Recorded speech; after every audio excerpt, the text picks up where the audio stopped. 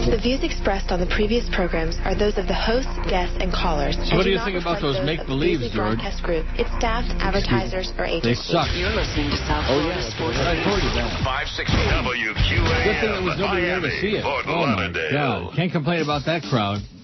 It wasn't there. What a town. 560 WQAM. We don't like no hockey pucks here. We don't like football. We don't know nothing about that crap. 560 in Dade and Broward. In other counties, call toll-free 877-785-NEIL or pound 560 on your AT&T and Verizon wireless phones. The opinions expressed by Neil, his guests, or his callers do not represent those of WQAM management, staff, or sponsors. Now, the Neil Rogers Show on 560 WQAM. Neil Rogers. God. A-Rod's life won't be the same. He can't blame the tabloids. Sports Illustrated used his name, attached to steroids. He just thought no one knew, 'cause it happened long ago. Madonna, where are you when A-Rod needs you most? Oh, I don't want to play that now. Guess what I just found? I give up. Where'd you find that? A-Rod. Bats? He bats. I see. Bats in the belfry. Pink lips, too. A-Rod says he thinks it's great. 43 grand every trip to the plate. He's got 10 years and $250 million for a game. That's crazy. You fair. $500,000 to play each game. You gotta think the owner's insane. He has to pay every time that A-Rod spits on the ground. That's crazy. With those pink lips. He still gets paid if he makes out, and all the fans will scream and shout. But what does he care? He still gets his cash. If he hits or he sits or he walks or he walks when he bats, he bats. Oh baby, what he makes, he makes. It's crazy 'cause he's got a bigger contract now than Ken Griffey, the biggest one in history. He bats, they think there's no way they'll lose. He bats, do you know what's the biggest sin? That even with A-Rod, there's no way the Rangers will win. Maybe he's going to play hockey for the Rangers, huh? Because he sure don't play for the Texas Rangers no more. That was George Bush's folly. Just like the oil company. Everything he touched turned to pure instant crap. Now he's up 71 point. Speaking of crap.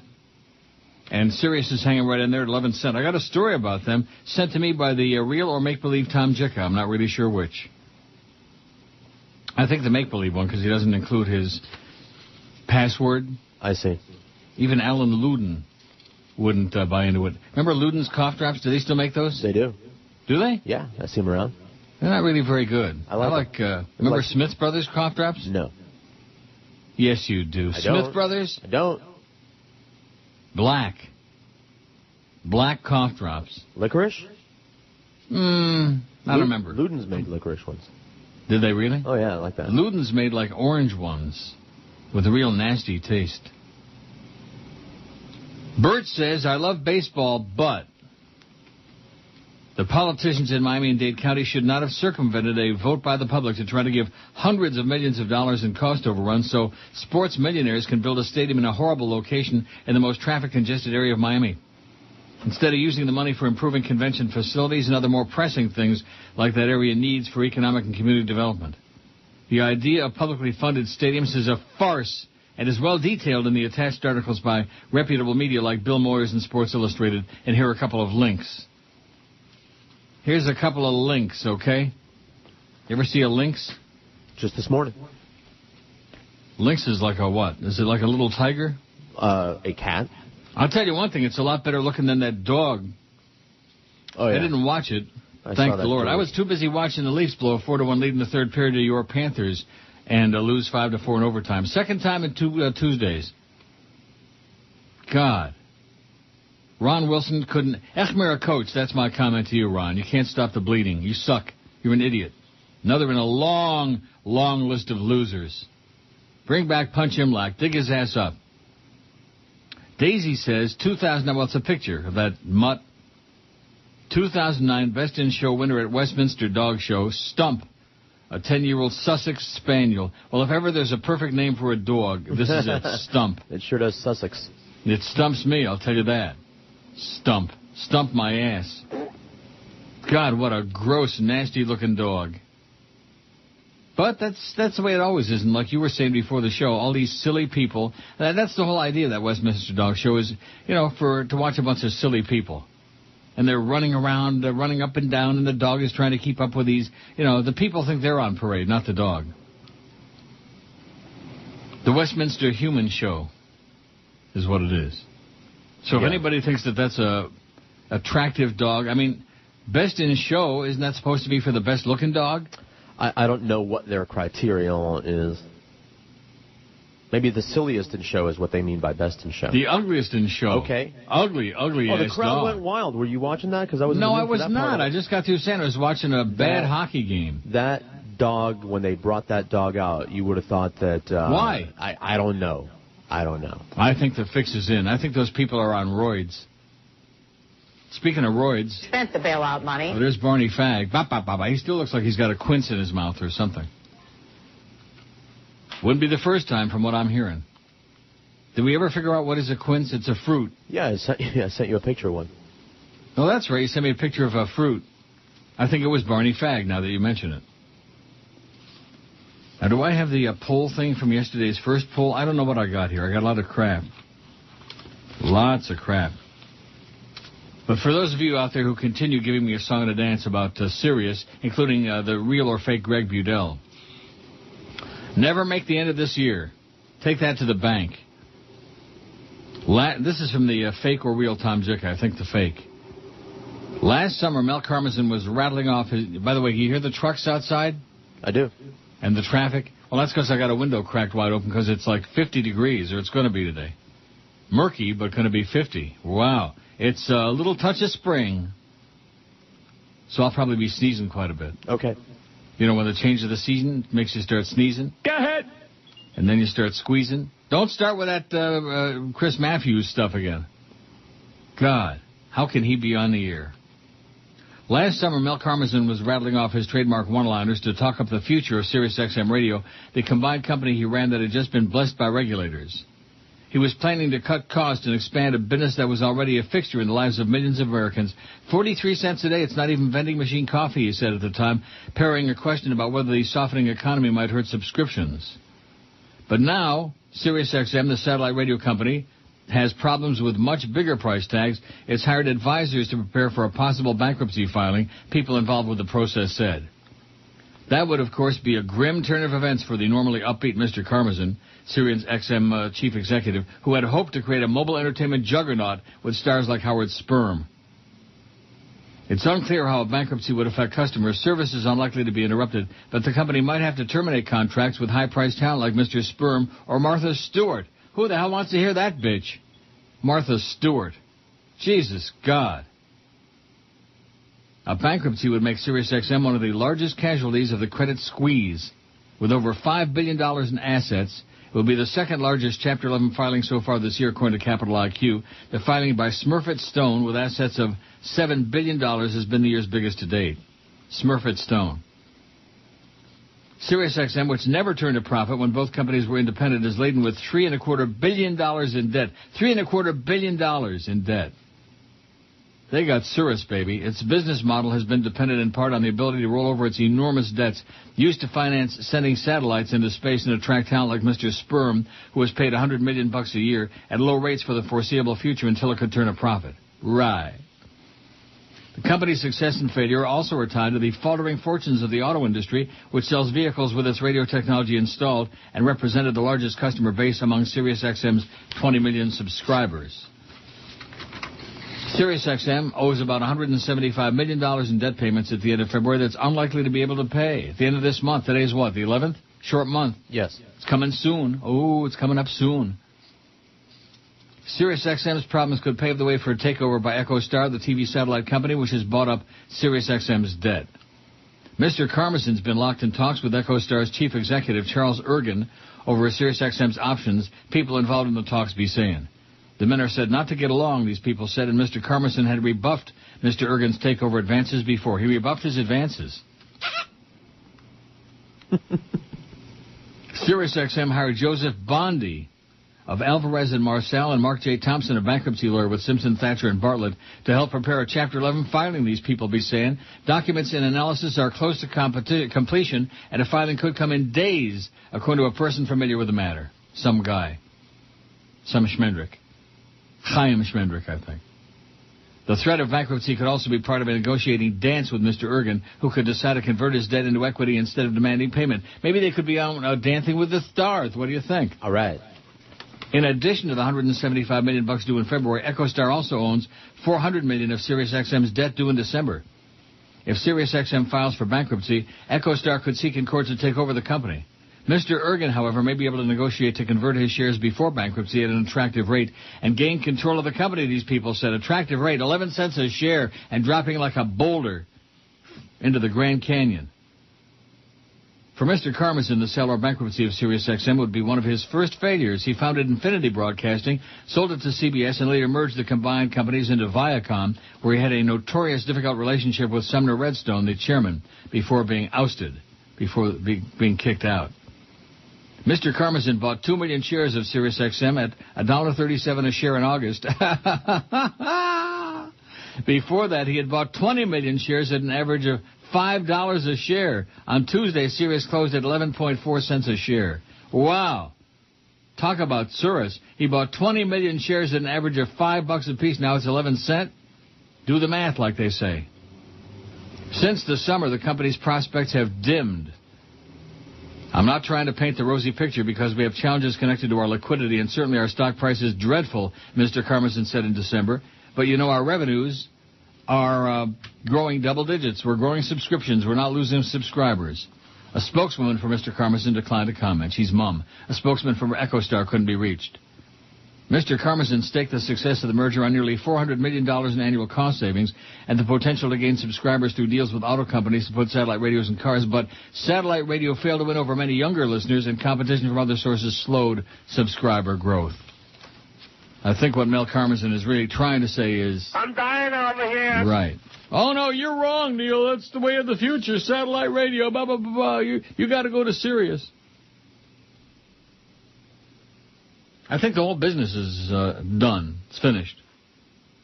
In fact, I got a story here. Investor skepticism grows over Clear Channel's ability to repay debt. Wouldn't that be a stinking shame? Oh, Neil. Neil, God. Olympic superstar Michael Phelps, right there. This photo is the real deal. And it appears to show Phelps smoking a marijuana pipe. Olympic dreams of swimming speed. He's a human dolphin who just can't be beat. Each time he moves, he just improves. Like Mike, if I could be like Mike. Are you high? Oh, yeah, that's gold medal quality. Are you high? Next time you see Gary Sarner in the hallway, ask him, are you high, Gary? Hi, yeah, Gary. And then say... You fairy. That, too. Me, married to a biatch, says... I mean, this is just pathetic. Have you ever gone to Benihana for lunch? No, can't say that I have. Where the hell did we used to go, that seafood place right up the street there from IOD on the 79th Street Causeway? The one that kept changing? Yeah. Yeah. That's why I don't remember the name of it. But Benihana was right there. It was right on the other side of that, yes. Wow. Is it still there? I'm out of touch. I haven't been there in a But while. you're out of touch, too. You sure as hell don't go in that hood. No, not Anyway, it says it's half the price. The only minus is no soup. My wife and I went. I want you to listen to this. I'm listening. I had 3 chicken fried rices and scallops. She had 2 chicken fried rices and steak. No alcohol, just sodas, a whole $40. What does that mean? I'm waiting 3 chicken fried rices. I'm waiting for the point. I don't know. Well, it's just you're dealing with an idiot, a retard. Brandon says, very interesting. While waiting for your show to start on the stream, they now run a few spots for your show.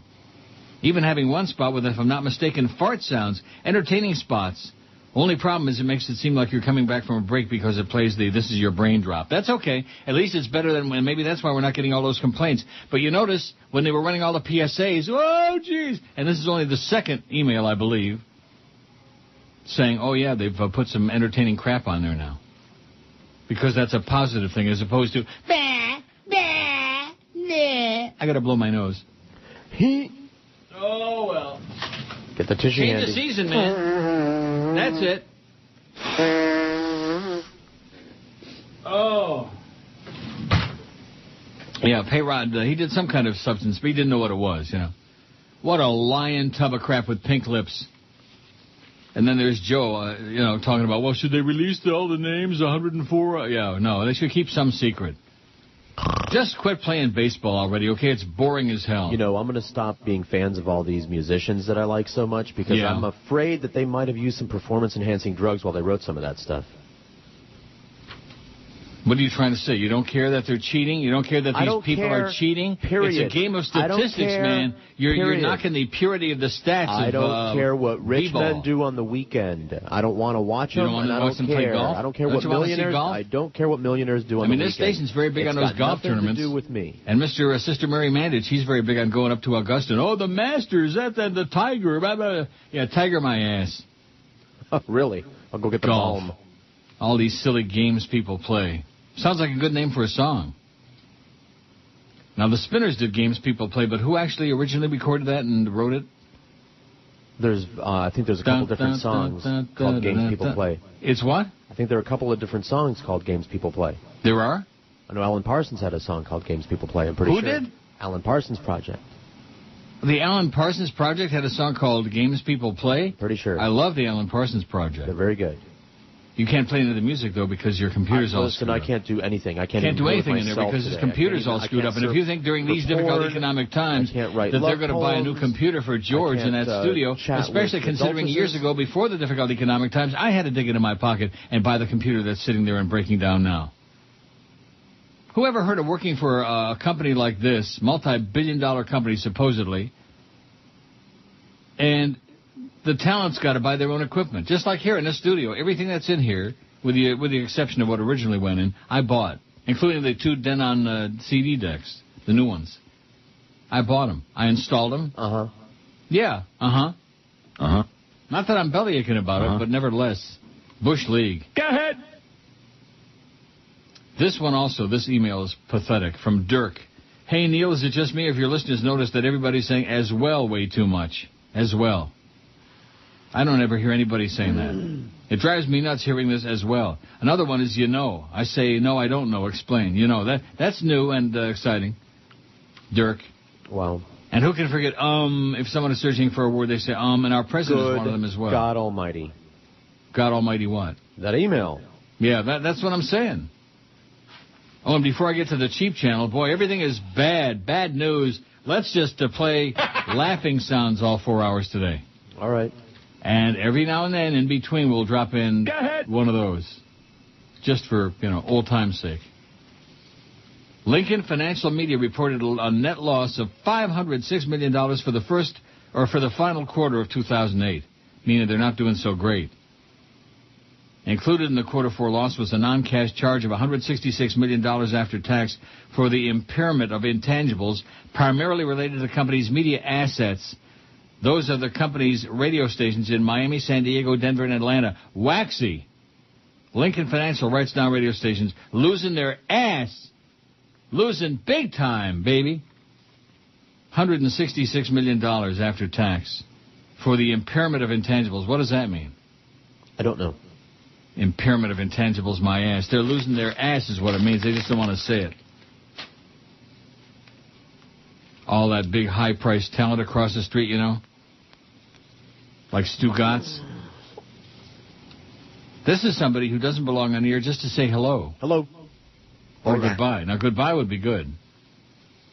But they got him on there with that Lebaturd guy, who evidently at least is trying to be funny. I don't think he succeeds, but he's trying, and people would rather have that than, give me the ball, what a great touchdown. Let's go replay that Dolphin game again. It's boring, Joe. It's boring. It's crap.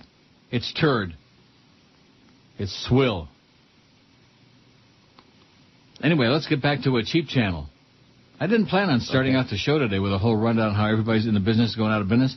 Satellite radio, terrestrial radio, waxy, cheap channel. Everybody's going bust, except us. We're kicking ass here, the Beasleys. We're kicking ass. Our own, of course, but they're used to that. Can you imagine the black and blue marks on their ass? Ooh. Wow. From kicking their own. Clear Channel Communications, Inc. Debt traded at sharply lower levels after it announced Monday it was tapping an additional $1.6 billion in credit. Boy, now that's what I need. I could have me a hell of a good time at Woodbine. $1.6 billion in credit. Huh?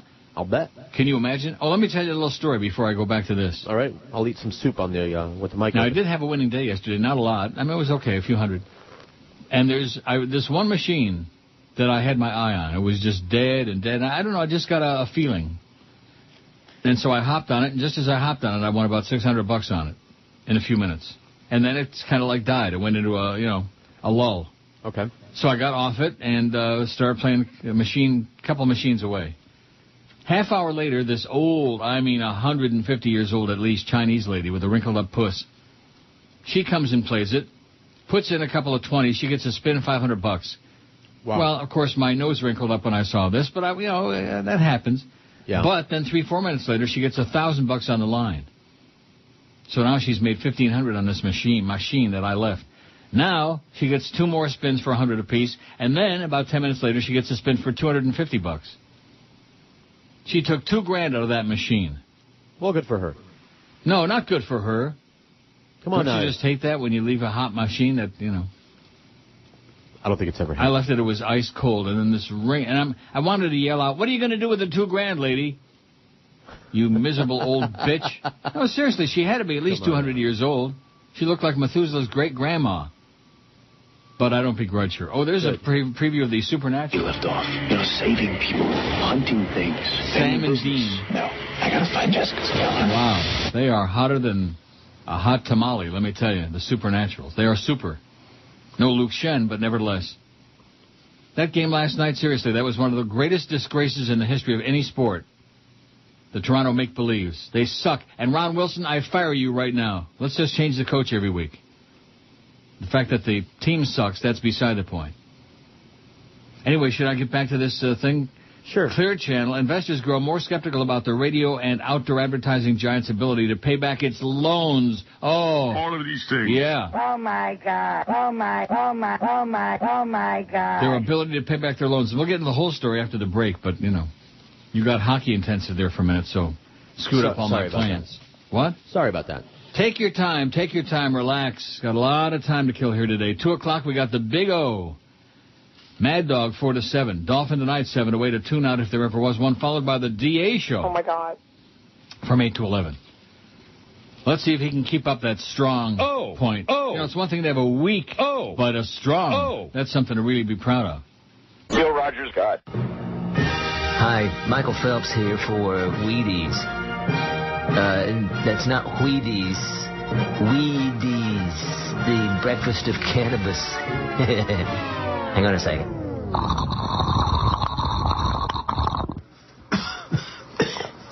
And in every bag of the all-new Wheaties is a combination flavor of pizza, Crystal Burgers, and Tito's. And now in every bag, a special prize. Check this out. A pack of zigzag papers.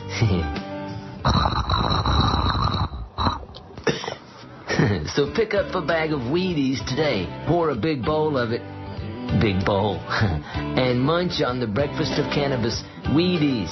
Take it from me, winner of 14 Olympic gold medals and future swimmer for the 2012 Jamaican swim team, Michael Phelps, and spark up a big bag of Wheaties today. Available now for just $4.20 at a late-night convenience store near you. Wheaties, the breakfast of...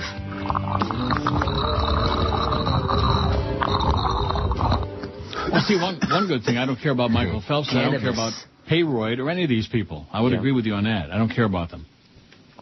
I care as much about them as they care about me. That's right. That's exactly right. What are they going to do for us? Nothing. Payrod with all that big money, all those millions and millions and millions. Is he giving any to us? Right. He could turn to gold. He could explode. Yeah, screw him with the pink lips. What does it make to me? Here's an idiotic email before I get back to Cheap Channel. Sam says, you may already have this info. Muzak goes bankrupt. Thanks, Sam. There's no story, no article, no nothing. Muzak goes bankrupt. Well, who the hell cares? Not me. You care about Muzak going bankrupt? Not me. Slush? No, good. Slush. Yeah, good for them. That'll teach him to play all that swill. Clear Channel's long-term, let me say it again. Clear Channel's term loan due in 2016 among its most senior debt was trading around 45 cents on a dollar Tuesday afternoon, down from around 50 cents last week. A Clear Channel bond was trading at 13 cents on the dollar, down from 15 cents at the start of February and 80 cents a year ago. Clear Channel's core business of billboard and radio advertising has suffered with the overall ad market slowdown. Drawing down the remaining $1.6 billion in its $2 billion credit facility injects more cash into the struggling company's balance sheet. But the move has analysts wondering whether Cheap Channel might be choosing to access these funds now for fear it won't be able to later. If the company trips certain financial covenants, conditions a company must meet to satisfy lenders, it may not be able to tap that credit, analysts say. They're tapping it. Oh, God, would that be the greatest thing in the history of mankind? Cheap Channel goes under. Oh, happy day. I would dance in my pants. Clear Channel, which completed its contentious privatization last year, said it drew on the funds to improve its liquidity position in light of continuing uncertainty in credit market and economic conditions. But it didn't specify exactly what it would use the funds for and declined to provide detail Tuesday. By the way, I have a bogus email, and the reason it's bogus is because I know for sure I would have had a lot more than just one.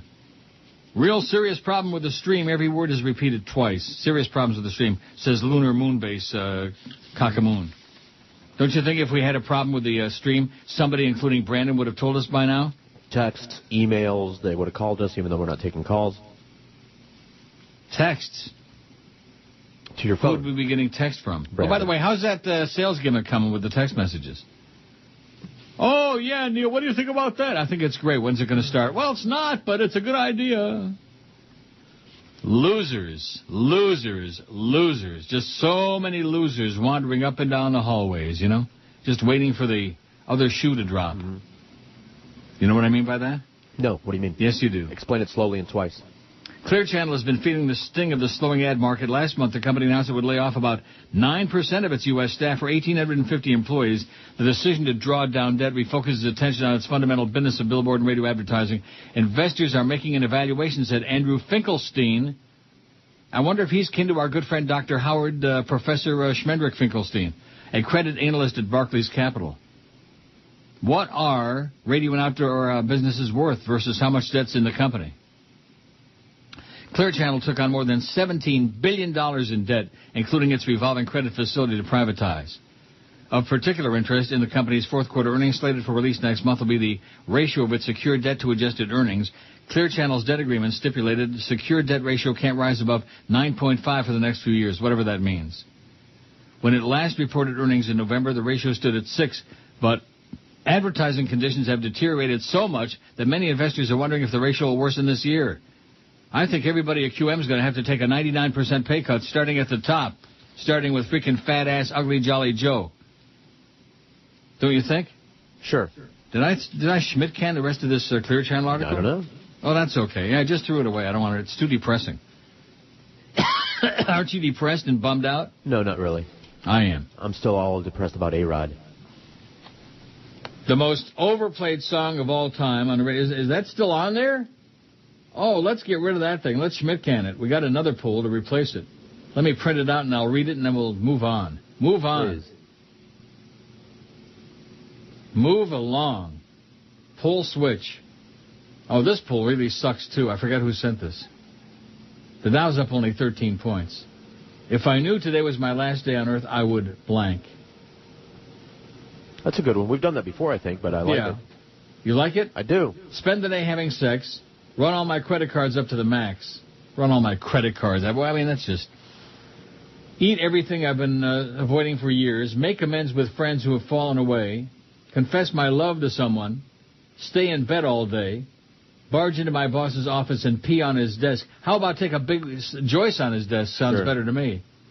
Go to Disney World, spend a quiet day with my family, do something I've always been afraid to try, or spend the day in church. Spend the day in church. That's what I'm voting for. I'm going to spend the day in church. Well, I got a lot of time to make up for, you know. Oh. I got to make myself right with the Lord. Yeah.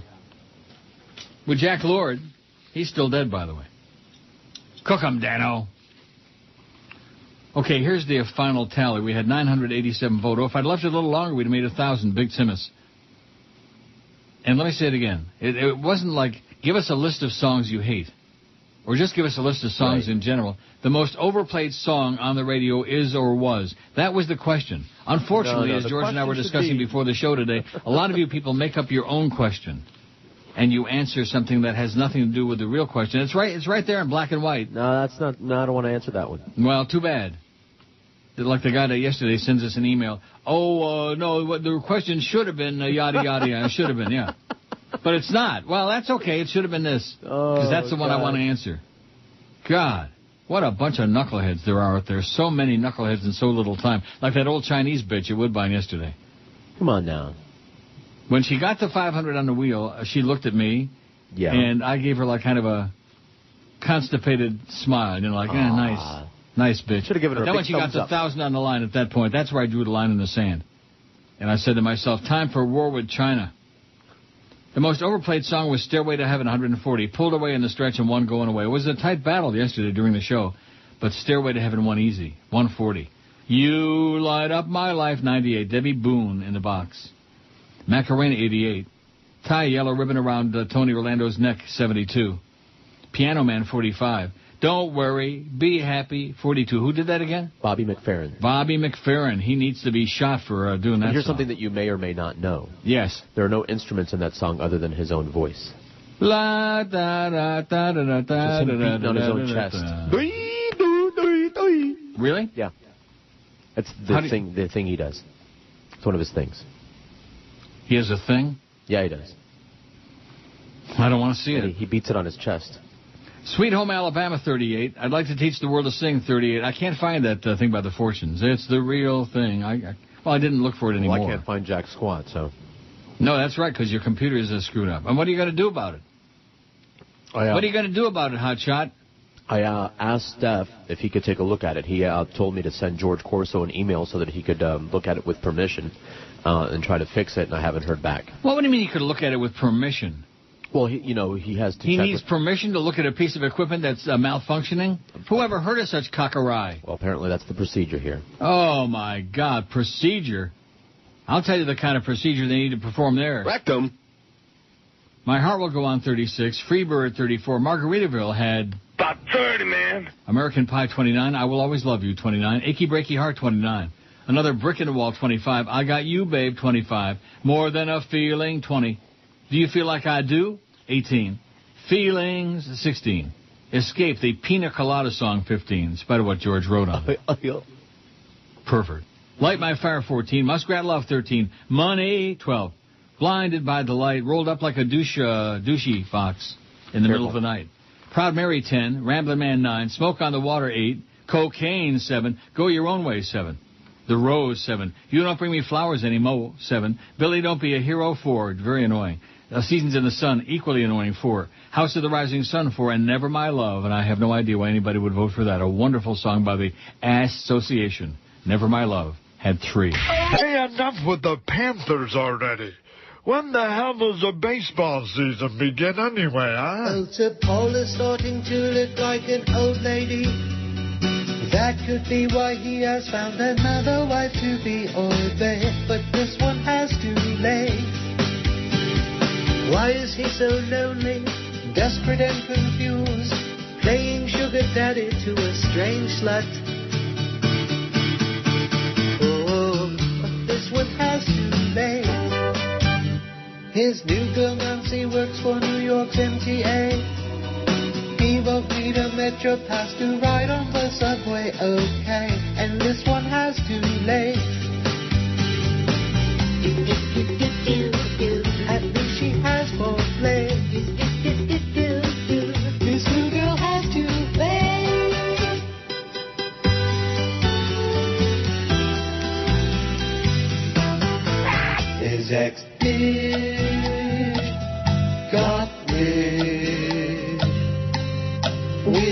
hope you'll have a good trip. Thought he might as well just put his cash on a big truck and run it into a pit. Nancy knows that he is rich and he will buy her things from money he made playing for a band she thinks was wing. Oy vey, but this one has two legs. At least she has both legs. This new girl has two legs.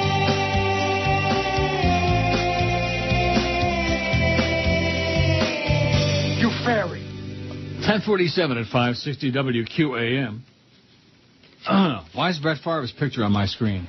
So, there you have it. Brett Favre retiring. Oh, it's about time for Crown. Retire! And this time, stay with it. Retire! It was only because of Brett Favre decided that he's got this ego bigger than the world. That's the only reason the Dolphins had that good season and got Chad Pennington. Otherwise, the Jets would have kept his ugly ass. The Jets might have been, done okay. The stinking rotten Jets. By the way, the Rangers suck. The Leafs have an excuse, man. Their whole team, basically 90% of it sucks. But the Rangers, don't hear from those idiots anymore, do we? Rangers.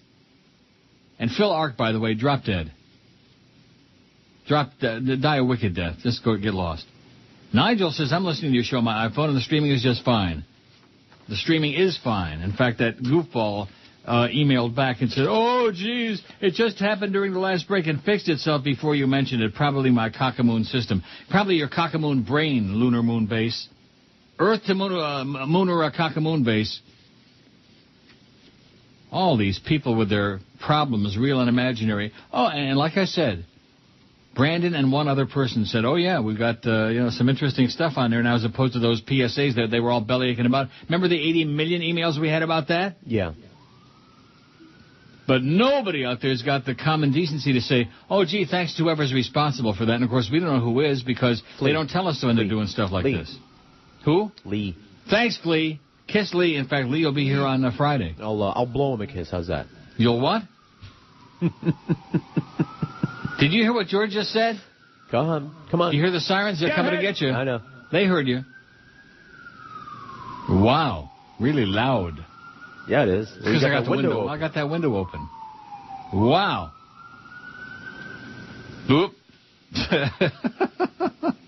Shannon, who's another lunkhead, says, you should be paying for your equipment in Canada. After all, you chose to leave. No, the fact is, Greg Reed gave me the option of doing the show here or in Amsterdam or both.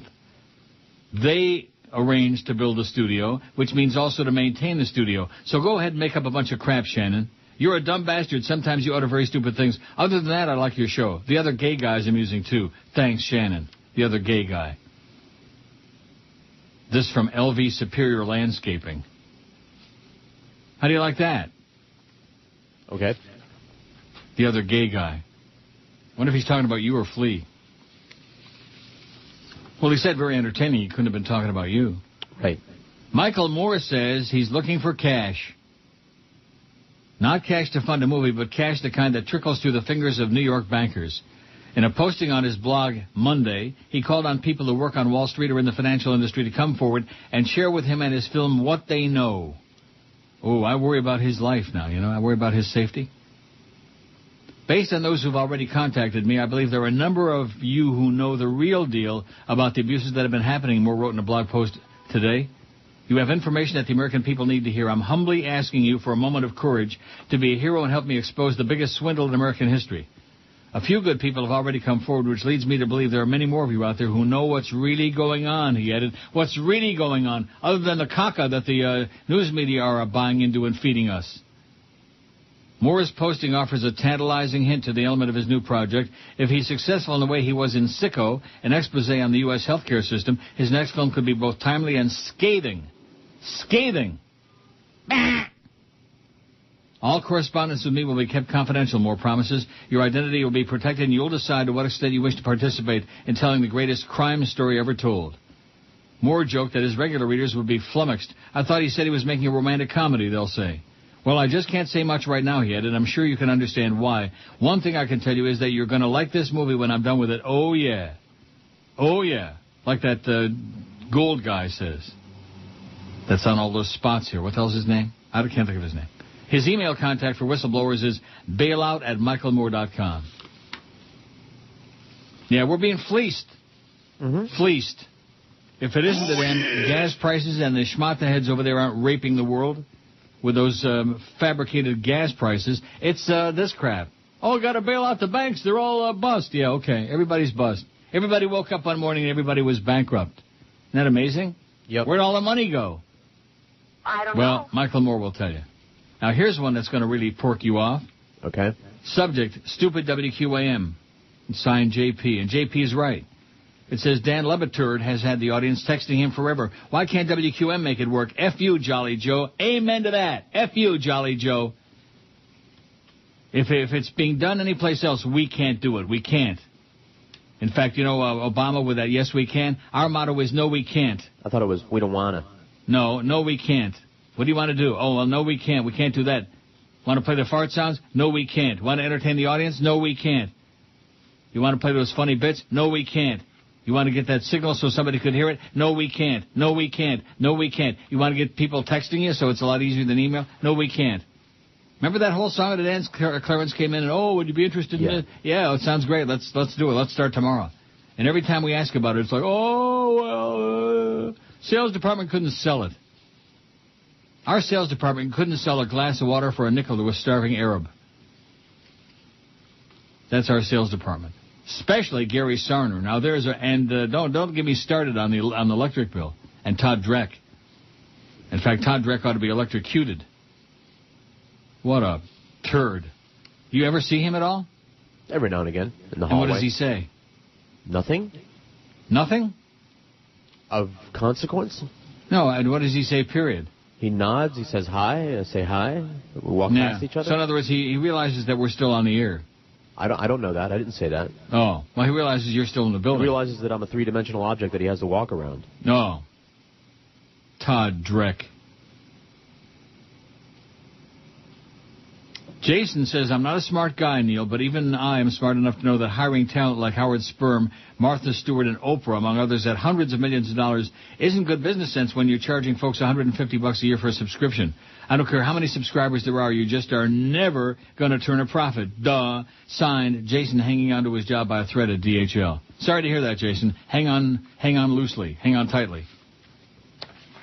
All these poor bastards with their lives being ruined out on the street, out on the beach. Spare a dime, mister? Have a nice day, eh? Oh, here's Geldy. You think it's the real Geldy or not? No. I don't either. All of a sudden, out of the blue, Geldy Geldstein is going to start emailing me? I don't believe it. Good morning, Neil. Oh, my God, I'm still beside myself over that game last night. Yeah, you and that big crowd that wasn't there. You can't complain about the crowd because none showed up. What a game by Richard Zednick on the anniversary of his near-death experience. Leafs blew it, though, but you have to give my Panthers some credit for sticking around the third period when they were down 4-1. Leafs folded up like an accordion. They're showing some toughness, which is pretty unusual for the Panthers. I don't want to jinx myself, but I think the organization, if they can find a way to keep Jay, they can make a serious push for the playoffs. Jay Bouwmeester. His name isn't Bouwmeester, by the way. Joe Bowen calls him Bouwmeester, and Geldy calls him Bouwmeester, but that's because it's twerpy. Bouwmeester. I saw Luke. He said hello. He also said if you don't start shaving your head properly without any patches, you stand no chance. Here's a little gift for you from him. It's got a picture. Not a very good picture either. Love you, Uncle Neil Geldy. I think it's from the real Geldy Geldstein. What do you think? Maybe. Oh! Sorry. Maybe. How do you like that? That's a first for you, Mr. Skeptic. Yeah. Mr. Perpetually skeptic and sour and nasty. Just because your life is a piece of turd, don't take it out on the whole world, okay? Whoever said that? It's not? No. Oh. Well, I'm just quoting what all these people always write to me. Oh, you're playing the slots 20 hours a day and blah, blah, blah, blah, blah, and Paco this and Schmaco Taco. They have no idea. They're all experts. Wish I had some money other than that. You're listening to Neil Rogers. Well, here we go again. Of the support in the country to take the right steps. We stand ready to do our part going forward. In March of 2008, at the request of the U.S. government, we worked... And Barney Fagg's getting a little bit testy, man. Getting really hostile. This is the Neil Rogers Show. Rock solid. This is your brain. You fairy. Any questions? You can't understand how many millions of perverts are on that internet. Don't get me started on those perverts. And now they think I'm a pervert. All I can say is that my space is getting lame. It's where all those weird perverts congregate. You perverts! All they will do is just harass a teen or two and make me wanna puke 'cause they're not sane on my space. I just want all my friends to visit me. Oh, oh, oh, oh. I have no life without my space. You know I like to keep from being jailbait. Go away from me and touch your own space. And I don't understand all the nasty things they say. And I try to complain, but they're in my face. I got crabs. I do. Oh, you calling me a pervert? All I can do is hide my name, my age, and face. But they get me every day and try to penetrate. It was offensive and lame. My space so lame. My space, it's really lame. My space. It smells like fire, baby. I got the window cracked open. Maybe the That is city's on just fire. so wrong. Will you shut up? God, he's such a... He's almost as annoying as Phil Simms. Speaking of a phony southern drawl. Y'all. Professor Dr. Henry K. Finkelstein is back. He says, yes, he is related to me, whoever that guy was. Also, just to throw it in there, the cheap channel is cutting mainly sales positions, the ones who underperform. At least that's what the AP reported. I agree with you guys on the polls. People answer whatever they want. Name some popular songs. That's what they did yesterday. If it was popular, somebody thinks it's overplayed. Yeah, especially if they didn't like it. If they liked it, you couldn't play it enough. Oh, let's hear that again, please. But if they didn't like it, oh, that's overplayed. Now, the fake Alice Rantel is definitely come out of the closet now as being totally fake because he keeps talking about people who worked at IOD. Alice Rantel never worked at WIOD. How do you like that? Okay. For example, today's missive is, Neil, have you heard from Rick Alpern lately? Spelled wrong. A-P-L, Applepern lately? Alpo. Yeah, he calls me every day to see how I'm doing. Have I heard from Rick Alpo? You chat all the time? No, we do Text not. back and forth? We don't schmat. I don't hear from any of those people. And why would? And you know what? I don't wanna. Why would you? Why would I don't wanna. He talk to you?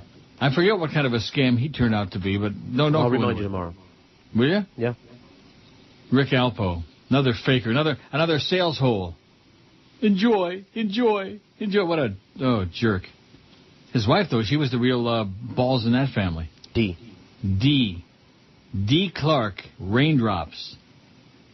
Adam, who's obviously desperate for a life, says, when are you doing another appearance in Florida? I don't know. Someday. If it was up to Joe Bell, I'd be doing an appearance there every day. Up to Jolly Joe. Can you imagine when you're doing a show in that building and having to look at his fat, ugly ass every day? Wow. God. What a thought that is. Yeah, let's find out. Today is D-Day. Let's find out who these fakers are, okay? The fake Alice Rantel, the fake Tom Jicka, the fake this one and that one. Come on. John ZTR. In fact, I have a thing from him today in my pile somewhere. Got a pretty big pile, thank God. Do you know how many emails it takes to fill up a 4-hour show? About 1 million. 100? About a trillion. Oh, there's Richard Quest. For the Houses of Parliament. If there was the modern... Donkey-toothed Richard Quest. Flogging and stocks in the street for us to throw vegetables, we'd be happy, we'd be delighted. But there isn't. And what we need to do as financial journalists is try and explain. This is the equivalent. This is 40 gallons of spittle have just come from his mouth just since I've had that on. And they're putting the fires out one at a time. And yes, money may be sloshing everywhere. Sloshing. Oh, he shouldn't have said that. Can you imagine the spokesman trying to say sloshing? Wow, the spokesman. What are you laughing at? You know the spokesman. Yes. BM, you know the spokesman? Just from you. Richard Quest. Oh, my God. About a half a dozen passengers aboard a flight from London that landed at Miami International Airport yesterday afternoon reported being ill. Channel 10's Todd Tungan reported, "Hey, Todd. You fairy." The ill people reported they were sick to their stomachs and vomiting aboard the Virgin Atlantic flight, which originated at London's Heathrow Airport. Also, I don't hear from the fake Jimmy Syphilis anymore either. What happened to her? Huh? I don't know. Hey, Jimmy. A medical emergency was called into the airport. A Dade Fire Rescue was at the scene. Medical personnel examined the ill people in order to determine a possible cause of the illness. Well, they just came back from London, it said, right? Mm-hmm. Maybe they ate too much of that toad in the hole. Or maybe they had a little bit too much spotted... Bangers and mash. Meanwhile, the 308 people on board were not allowed to deplane while they were being examined. Oh, brother. We weren't allowed off the plane, but it was just to check everyone out, said passenger Nick Davis, who was traveling with his wife and children. You know the kind of Americans who travel to London? You know what they go there for? Why they go there? No, I don't. Because they're afraid to go to any really exciting place because of the language barrier. They think that in England they speak English. Okay. And then they get there and they can't understand a freaking word those damn pasty Brits say. That makes sense. Oh, yeah. They sure don't go for the food. Like Amsterdam. Why the hell is anybody going to go to Amsterdam now? They're closing down most of the red light district, the sex shops, the coffee shops. My God, next they're going to close down Albert Heine there, the Express on the Damarack. That'll be the end. I think I'm done with that place. I've done my share. Done it? Oh, I've done it. I've done it all in Amsterdam. And it's done. It's finished. It's like Vegas. Oh, why do you say that, Neil? You got to go to Vegas. I don't want to. I don't want to and I ain't gonna. No chance. 88 votes on the new poll. If I knew today was my last day on Earth, I would spend the day having sex, 34. Spend a quiet day with my family, 21. Well, how about spending a quiet day having sex with the family? If you're quiet, you're not doing it right. I see. Well, in that case. Oh, Pedro says, thanks, Flea. We have one. And Brandon, who's like a member of the family. He's like part of the show, so it's no big... I don't want to take him for granted, but it's not a big Simmons when Brandon says that they're doing neat stuff on the breaks on the street. He told me yesterday, but I forgot all about it until it came up again. Who told you? Lee. Flea done it? He did it. Thanks, Flea. You the man. There's the one person, him and Duff. Those are the two people in the building who take an interest in this show. The rest of you people, oh, brother. Matter of fact, that's a good analogy. See, they both care, but they're only human. They're limited, hamstrung. They're limited by their environment. Right. They're trying over here. Flea and Duff. Anyway, Pedro says, thanks, Flea. The constant repetition on the stream was an effing pain in the ass. Right. Thanks, Pedro. Keep these emails coming, Neil at neilrogers.com. I got a pretty hefty pile here, but, by 12:30 I'm going to be run out. And it's a murky day, but it's warm. It's going to be 50 today. Murky, though. If it was sunny, it would be, gorgeous. Wouldn't that be great? I'll see the sun again someday. Yeah? Yeah. Eventually? Well, up north at this time of the year, it tends to be a lot of murky days. And when it's sunny, in the wintertime when it's sunny, it's usually not a good sign because that means it's cold as hell. Cold as hell. It's murky and foggy, but it's +8. That's 40, 47, 46. It's going to be 10 before the day is out. 50. And they're showing the highways there on City Pulse 24, and it's foggy. Foggy as hell, Paulie. I bet you Castronova's taking notes on this. And that idiot, how dare him... That moron that sent us that fax the other day, that claiming that they used the drop-in. Just another agent provocateur. A lot of troublemakers out there. He's probably an old condo commando who reads his neighbor's mail. Peers out the window with binoculars. We got a neighbor like that on my street, always looking out the curtains, man. Always peering out the drapes to see what's going on. Same neighbor who can't sleep some Saturday nights because she's so excited about getting up Sunday morning to go to church. Yeah. True Must story. Be some church there. Oh, God almighty. They say a lot of hallelujahs in that church. Oh, God, that's good. Here's a great Mary. Sends me a spectacular email. Strap yourself in for this one. You ready? All right. Neil, next time you're in Mary Brickell Village, Stop in at the bathroom at the New Balance. They have glass bathroom stalls that go magically opaque when you lock the door. Very cool. O'Neill. Wonderful. WQAM 560. On an all-new Dirty Jobs. 3 things come to mind when George is on your mind. Peanuts, inbred hillbillies, and bathtub crank. Now, what we're going to do here today is pack peanuts. Doesn't sound too dirty. What do we have here, Cletus? Oh, well, this here. Oh, this is Cletus, by the way. Hi. Looks like rat poo everywhere. Oh, yes. I mean, it's all over the place. Our job is to mix it into the peanuts. Swirl it in? Oh, yes, sir. You see, you swirl it, like you stir the rat poo until it disappears into the peanuts. Okay. Like this? Oh, yes, sir. Oh, now, once you're done with that, you spray it all down with the insecticide. Then rinse it off, right? Rinse it off? Yeah. Oh, no. You don't want any critters getting on it. You leave it on there. Leave it? Oh, yes. Oh, hey. Oh, yes. You just leave it on there and you're done. You know, people put this in their mouth. Oh, well, the FTCA, ASPCA, they said it's all right. You mean the FDA? Oh, them too. Making dirty food is a dirty job. It's 11:18 at 560 WQAM. So speaking of Chicken Neck, yeah. Here's an email that says, I heard you saying yesterday you don't want to put Chicken Neck on the show. I just wanted to let you know that if you ever decide to let him or anyone else at any time, it can be done for free very easily.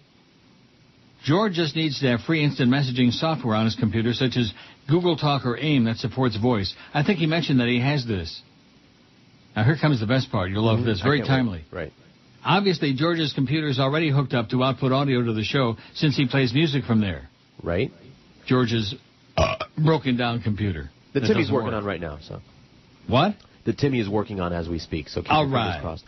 So he just needs to open a voice chat session, and that's it. The point that they're missing, whoever wrote that email... You can bring anyone on the show at any time this way. Now, right. Go ahead. Thank you. Go ahead. They're presuming that anyone wants to work for free. Right, exactly. That's my point. Chicken Neck ain't going to come on here and devote his time to being like a sidekick on the show for free. Other than the lifeless stalkers that we were talking about before the show, no one is going to go and perform for free. Perform? Is that what you call their antics? Is it performance? I think that's what they fancy it. Oh, yeah. So there you go, Mr. Imperious, whoever you are. See, we just can't do what we want to do because I don't feel that there's like any great problem with the show right now, other than of course the restrictions that this company puts on it. But other than that, I think we're doing just fine. Right. We're doing okay, you know. We're fine. Not kicking big serious ass like we used to, but that's never going to happen again. That would be like Henry Ford saying, "Well, gee, we just aren't selling the kind of the Model Ts that we used to," you know. Mm-hmm. Right? Right. Don't you think that's one hell of a good analogy? Sure. I think it's fabulous if you ask my stupid ass. 109 votes on the poll. The final days. We're in the end days. The end is near. Oh, brother. Speaking of religious people, Davy Pastor accused of molesting minors. Really? Davy Pastor has been charged with molestation of a minor, and police believe there may be other victims out there. It's got a picture of this guy, Felipe Arroyo. I wonder if he's kin to Luis Arroyo, who used to pitch for the Yankees. Great relief pitcher. Whitey Ford would start, and Luis Arroyo would come in and save the game. Nobody could save the game for the make-believes last night. They stunk the joint out, although Luke Shen still looked pretty good to me. Hollywood Police Lieutenant Scott Pardon said Felipe Arroyo, 37, was arrested yesterday and charged with 5 counts of lewd and lascivious molestation of a minor. The incidents allegedly occurred from January of 2007 to December 2008. Pardon said they believe it was a continuing pattern of abuse, and there may be more victims out there. He was also charged with 4 counts of battery of a minor dating back to an incident in 2002. Arroyo is pastor of the Church of Christ Gethsemane, which was used to hold services in Hollywood, but recently moved to the town of Davie. Anyone with information on Arroyo or anyone who may have been victimized by him is asked to call Hollywood Police Investigative Services Section Detective Chris Christensen at 954-967-4411. Thanks, Doug. Doug sent that in. Davy Pastor accused him. Oh, God, that's good. Oh, God, let me show you the way to the Lord. Mm-hmm. I'm so sick and nauseous with all these fakers, man. And that Ted Haggard. Oh, what a screamer. Ted Haggard, you look at him and you think... You fairy. What? Ted Faggart? Ted Faggart, that's it. And what about Prince Charles buggering the butler? Huh? A lot of stuff going on. A lot of hanky-spanky. And everybody's supposed to look the other way. Oh, well, it's the Lord wanted this and the Lord got... You know, you religious people, man, you're so stupid that it just pains me. It's just painful to me. Oh, I can't sleep Saturday night because I'm so excited about going to church on Sunday morning. That's just another complicated way of saying... I have no life. Right. Maybe that's why she's always looking out the window. Searching for a life out there on the streets of Plantation Acres. Oh, Jimmy Syphilis returns. See, you ask and you shall receive. Isn't that the way the Lord works? Wow. First of all, if there was a Lord, there wouldn't be any Jimmy Syphilis. I'll tell you that right now. Hey, Jimmy. You fairy.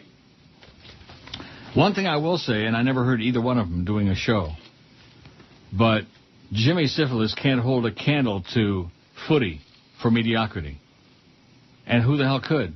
Because according to Muff, that was the worst radio show in history. Worst he ever heard in his life was footy. Maybe he hasn't heard Jimmy Syphilis yet. Of course, he don't want to knock Jimmy because he still does the games on our station, although is it true that he got blown off the broadcast at Dolphin games? I sure wish we could get some lowdown on that. Just like that business about Penis Face Zagacki getting blown out on the hurricane deal. I know I heard that. I didn't just dream it. I heard it. Yeah. Didn't you hear it? Oh, my! Well, you don't care about it, so you block it out. That's right. My brain filter is working just fine. You know something? That's a good idea. I wonder if they're still showing the Leaf Panther game again on Leafs TV. Oh, yeah, they are. It's in commercial break now, as you can hear. Oh, yeah. I sure hope we get to the really good parts, like the whole third period. And with all due respect with Geldy, you know, it's Joe Bowen will be doing the game as opposed to Geldy's broadcast. Oh, my God. Geldy and Joe Bowen in the same sentence? That's like blasphemy. Jimmy Syphilis says, the reason you don't hear from me anymore is because I stopped listening to your negative show. I'm only listening today to monitor what's going on. Will you listen and stop chortling? No. I'm only listening today to monitor what's going on and to make sure you're not stealing any material from me. A few of the producers listen to your show every day and keep me up to date on your nonsense. Okay, Jimmy Syphilitic. So sorry. So sorry that we're not entertaining you. And by the way, Jimmy. You fairy. Oh, there's 4 people at the game last night. By you. As Nicholas Hagman scores his 15th of the year, and the Maple Leafs with the 1-0 advantage. Oh, this is just real early in the game when things were starting to look like a little bit bright, like maybe a win, a rare win for the Make-Believes, like maybe 2 in a row, eh? He couldn't get into the lineup. Then it was as Hey, a Joe, forward. lose announcer to Now, okay, man, is he fat. And then that Greg Millen, he is the dumbest of the dumb. He's a dullard of... If you look up dullard, you'll see Greg Millen in the... He's got naked pictures of somebody. Greg Millen. Injury to Van Ryn. 3 players had to come Mike up with... Van Ryn, perpetually injured. Another great move. Melissa, remember Melissa in Concord, North Carolina, who says, holla back at your girl? Yeah. Well, guess what she says at the end of this message? Holla back? At your girl. All right. She ain't my girl. Melissa says, I love your show. Is it wrong that you're my only world news source? Well, she's in Concord, North Carolina. I don't watch news on TV because of all the idiot reporters. The newspaper is even worse at reporting the news. Thanks for keeping me in the know. Holla back at your girl. Melissa Golden in Concord, North Carolina. Come on now, holla back at her. Holla back. There you go. Remember the legend of Sleepy Hollow? Uh-huh. Bear, and Bear... Wrong, Sleepy Hollow. Headless Horseman was Sleepy Hollow. No, legend was Rip Van Winkle. No, Headless Horseman. Legend of Sleepy... So who was Ichabod it? Crane. Oh, Ichabod Crane. That's right, Crane. You know what Crane is? No. It's horseradish. Well, give me some. Which you think it's a Jewish thing, which it is, but it's Russian Jewish. Russian. Fine. Borscht. Ooh. Borscht. Well, I would eat that with your mouth. Borscht. Borscht. That doesn't even sound good, Sounds does like the worst. Borscht. Like a bloody mess. Nasty. Here, have some borscht. Ooh. How about some borscht and tongue on the same plate? Ooh. Feh. 26 past 11 at 560 WQAM. Very laid-back show today. George is off on Friday. Flea will be here. And then next week I'm on vacation, and George and Flea will be doing it together. That's right. Thanks, Flea, for fixing up that... See, when stuff like this happens, when they're brought to the attention of the world... Flea goes out there and actually does something about it, as opposed to our program director, who can't be bothered wasting his time with his show because it's not a sports show. Clarence. The idea that Hank talked to Clarence and the Humper thought that he was going to get some action with Ken Malden or whatever the topic was. I mean, forget about it. Clarence is too busy, hanging on to his job. Too busy protecting the naked pictures he's got of Joyce and the Beasleys with that billy goat. That's got to be the only reason he's still there. Flea is the man. He's the new PD. Let's take a vote inside the building. Cut up a bunch of pieces of paper. Okay.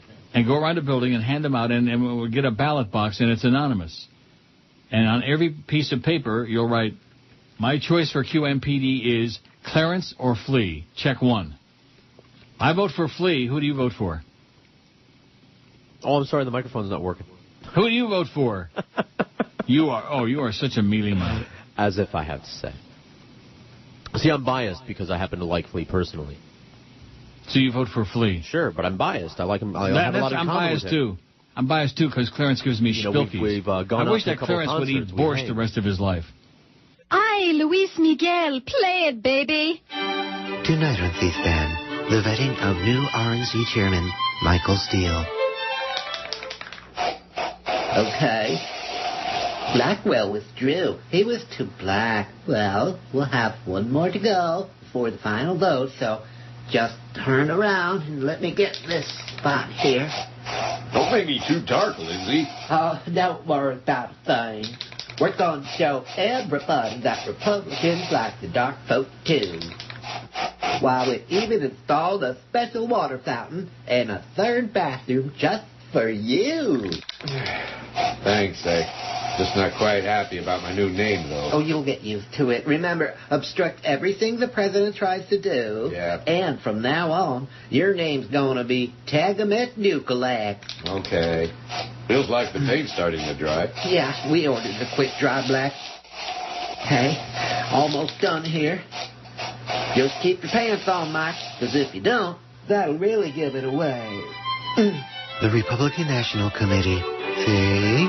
We like blacks, too. Tonight on C-SPAN. 11:33, 27 till noon at 560 WQAM. Happy Wednesday from all your good, close, personal paisans at QAM, including those who are no longer with us. We love the Panthers. They kicked some ass. Let's have a look at this because the Leafs here with a giveaway to the point is trapped in. And the Florida Panthers, they just throw towards the net on the cycle. Trips to throw towards the net, and I believe this is going to hit McLean's skate and go in. Grease. Let's have a peek. Field goal. Real grease. Right to the net. Now, there is where, see if it hits. Yeah, I think it hits McLean's skate. White has to box him out in the... Anyway, Geldy is back, and you're right, it's the fake Geldy. It says, come on, Neil, no one said I should be in the same sentence with Joe, but if that's true about Mr. James F. Cephalo, I would love to put in my name for that position, signed Geldy, doing the Dolphin games. Can you hear Geldy doing the Dolphin games? Wow. No, I can't. Well, you wouldn't listen to it no matter who they put on. If they propped Rick Weaver's body back up in the booth. Yeah. You're so anti-sports. Yeah.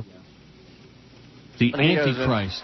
On Queer Street right now. Yeah, doesn't it? Well, he just goes to the net. Now, I stand corrected. David Booth played for the Michigan State Spartans. Thank you, Milton. I think I'm going to do it right. Rounds back to the net. Finger gets it up on the wing. You just know that you got a losing team when you got a guy named Finger, you know? What kind of a name is that for a person? Finger. How about... I don't know. How about Footy? No. Finger's better. Mario in Port St. Lucie says, things that make you go, 1, Bush is no longer in office, so now the word recession is mentioned every minute on all the media networks. That's funny because while Bush was in office, that word was never used by anyone, especially Republicans. 2, spending $10 billion a month in Iraq is cheap. It's short change and okay, but yet spending billions of dollars to create jobs, provide health care, and extend unemployment benefits to the middle class is not. It's expensive, it's nonsense, unacceptable, according to the Republicans. 3, challenging the previous administration by just asking valid and relevant questions such as poor intelligence to invade Iraq, WMDs, and the famous stay the course strategy was enough reason to be labeled as anti-American, unpatriotic. But now Republicans publicly and openly announce their wishes for Obama and his administration to fail, and the media doesn't call anyone on this. Double standards, not at all. Love the show. Keep up the good work, Mario in Port St. Lucie. Well, good luck to you, Mario. They're going to trace that and come and get your ass. Good points, though. Excellent points, but they're going to come and take you away. Oishmoy Jew, who just needs some help. A lot of these people need serious help. You do know that. Oh, yeah. Says, I agree with George on this one. Who gives a rat's ass as these overpaid athletes eat fried camel crap before the game? Oh, I want the concession for that. The fried camel crap. Ooh, can I put chocolate on it? The ones who are capable of hitting it out of the park will still hit it out of the park. I'm not convinced these drugs do anything except make their faces swell up and piss off the sportscasters and whiners. If George didn't throw like a girl, I'd ask him to hit you in the nuts with a slider. I can throw very well, thank you. Just not a football. Really? Has been, as we mentioned, why do people make 11 things up goals like that? since January the 1st. I'm very good at sports. And 19 on the season, has only 3 specialty team goals, and only 2 of those are on the power play. So Blake has been doing his bread and butter work 5-on-5. Here is Stepniak playing the point on the power play as he did in Montreal. Shot doesn't make it through. White can't find an opening. Carries around into the corner. Now trying to sift his way back to the point for Stepniak, and he can't keep the puck. Oh. Just enough to make you want to caca. Shot. Hoskala is 1.25 miles out of the net. Well, good for him. Keep him going. 1.25 miles is a good start. Keep him going down the road. You know Paul Sean from Hollywood? Yep. Dear Uncle Neil, anyone who did not vote for another brick in the wall should be executed with a controlled expansion bullet to the base of the brain. How do you like that? In other words, anybody who doesn't agree with Sean, Paul Sean. Sounds like a strong Every time that watery fart in the key of C came on the radio, my friend Dingles would say, they're playing our dirge. That sounds really gay to me. Mm-hmm. That was not only the worst song ever made, but perhaps the worst abomination of any kind ever foisted upon mankind. It made the Black Plague feel like a rub and tug. I'd rather hear my own severed limb hit the floor. When I was a punk kid, I used to listen to Sean McDowell, currently of WDVE, whose station back then had a playlist that was cast in marble. At the end of his last show, before moving on to a freeform station, he actually signed off the last shift by saying, I'm off to a station where we don't have to play, we don't need 10 times an hour. Enough said. Regards to George, Sean. Thanks, Sean. P.S. The guy's about to be executed by a firing squad. The squad commander offers the condemned man a last request. He responds, play that brick in the wall song. Commander says, okay, anything else? The man says, shoot me before it starts. You're listening to Neil Rogers. Well, here we go again. Neil, God. Great! The UPS truck is here with my date for tonight. Bonsai! She's not very sensual, 'cause she's got no genitals. She feels sensational, 'cause her mouth is electrical. Having fun with my girlfriend is always a cinch. When she's pumped up to 35 pounds per square inch. She used to be fun for me till she busted. My girlfriend is inflatable. Yeah, she's a real doll. She's made of silicone. My girlfriend is inflatable. Yeah, she's a real doll. She's made in Taiwan. I bought myself several. They all look identical. Her panties are edible. It's too big, she's flammable. It was just a first date, so you know how I felt. She got friction burns and started to melt. She used to be fun for me till she ignited. My girlfriend is inflatable. Oh no, how it happened, I don't know how. My girlfriend is inflatable. Oh no, it's too bad she's on fire now. My girlfriend is inflatable. 24 seconds left in the first penalty of the game against Toronto. Ballard to center ice and to the line. Intercept. I'm going to pretend this game never took place, okay? I know that Okay, you're me too. very... Yeah, well, I mean, in your case, you just don't care. You just don't care enough. That's the problem. Not about what other people are doing, About the not about right games things. other men I'm play. going to be just like the emailers. You don't care about the right things. No, the that's things not that true. I do. we care about. I care about the right things. Hoskala, as Weiss had about... That's Stevie Weiss, man. He can play on my team anytime. Stevie, you ain't no Luke Shen, but then again, who is? All right, let's get back to the emails and quit with all this faggot talk. Please. Got all these macho guys out there listening, all these sports guys who, into football. That's a good poll question. What's the gayest sport of them all? Haven't you done that? We did? Didn't Rugby? high diving or something win? Rugby? No, high diving. How can that be a gay sport? I guess depending on what you're diving into, but... No, seriously, how can that be a gay sport? It's a solo. There's no contact there. A gay sport has to be contact between people of the same gender. Like a team sport kind of a thing there? Like maybe water polo with those nice hats that they wear? Whatever happened to Records Landecker? Keith wants to know. What? John Records Landecker. He used to be a DJ in Chicago, if my memory is correct. John Records Landecker. What a name that is, huh? It's like saying whatever happened to Lee Allen. A lot of these people are probably dead. I still can't find out about... And of course, the Wikipedia thing, it's great and all the other stuff and Googling. But there are a lot of people in this business, including many I've worked with, I can't find out if they're alive or dead. Not that it makes all that much difference, because one way or the other, Yeah. Like Steve Daly and Prescott Robinson. News guys at WNWS. Steve Daly worked at INZ before he came to WNWS. And Prescott Robinson was a TV... Wasn't he on Channel 6 at one time? I don't know. Channel something. And Del Frank, I'm pretty sure he died. I had him as a guest on my show. He was a great news guy with a great deep voice. Remember Del Frank? No. You don't? No. I bet you somebody out there does. Remember these people? They must. Maybe they'll call in. I've got to go back to CNN and get off this damn game. Why the hell... I mean, it was bad enough watching it live, but watching it again... Even I'm not that much of a masochist. So guess where I'm going to go for 2 o'clock? Woodbine. Yeah. Because Paco, he's busy. He's got his French lessons this afternoon. Parlez-vous, don't ask why. And he's got the gym class after that. He's busy. He's a busy guy. I see. And I'm busy, too. I'm busy with those machines. Oh, we can't understand how a man of your intellect can sit in front of slot. I like it.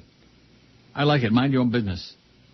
Those are some of my very favorite emails when they start telling me how to live my life. And you're 20 hours a day at the slots. You're such a miserable, unhappy man. Yeah, I'm not miserable at all. Lately, things are just fine. You know what I mean? Lately, Oh, we're fine. Yeah, everything is just fine. Here's one that doesn't say anything. It just says, oh, boy, back at you. This is from your Jamaican listeners, Paul and John. Yaman, it says. Well, that's the Jamaican vocabulary, isn't it? Yeah, man. Not that I want to start picking on Jamaicans again. I'm not all that worried about Jamaican guys, but Jamaican women, the imperious ones with the condescending attitudes. Mm-hmm. Oh, and I don't like that whole speech pattern. We talked about that one time, and I still forget what the excuse is for that. I mean, with like in Haiti, it's that French patois. Right. Wah wah wah wah wah patois wah wah wah wah. Right. I don't know what that's all about. But with Jamaica, British. Originally. It's the British influence, man. Yes. So I wonder what they speak like in the Lesser Antilles. I don't know. Well, what's the Dutch Antilles? Isn't that it? Right. That's owned by the Dutch. Right. And that's why there's all those Rasta guys running around peddling crap in the streets of Amsterdam. I imagine. See, if it was me, I would not only leave all the pervert places open, I would double the number of them, double the size of the red light district, and I would outlaw the Rasta guys selling crap in the streets. Huh. Because God only knows what kind of crap they're selling. Well, buy some and I'll let you know if it's any No, I'm good. not buying nothing, okay? I'm not buying none. Smuggle it over in your belly button. Lanny says, subject, Sour George. This is just what I was just saying. Yeah. Neil, George used to be so up and happy before I left Florida. Did he get married? Says Lanny and Pella. Yeah, 100 years ago he got married. And he's still upset about it. Uh-huh. Did he get married? He used to be so up and happy before I left Florida.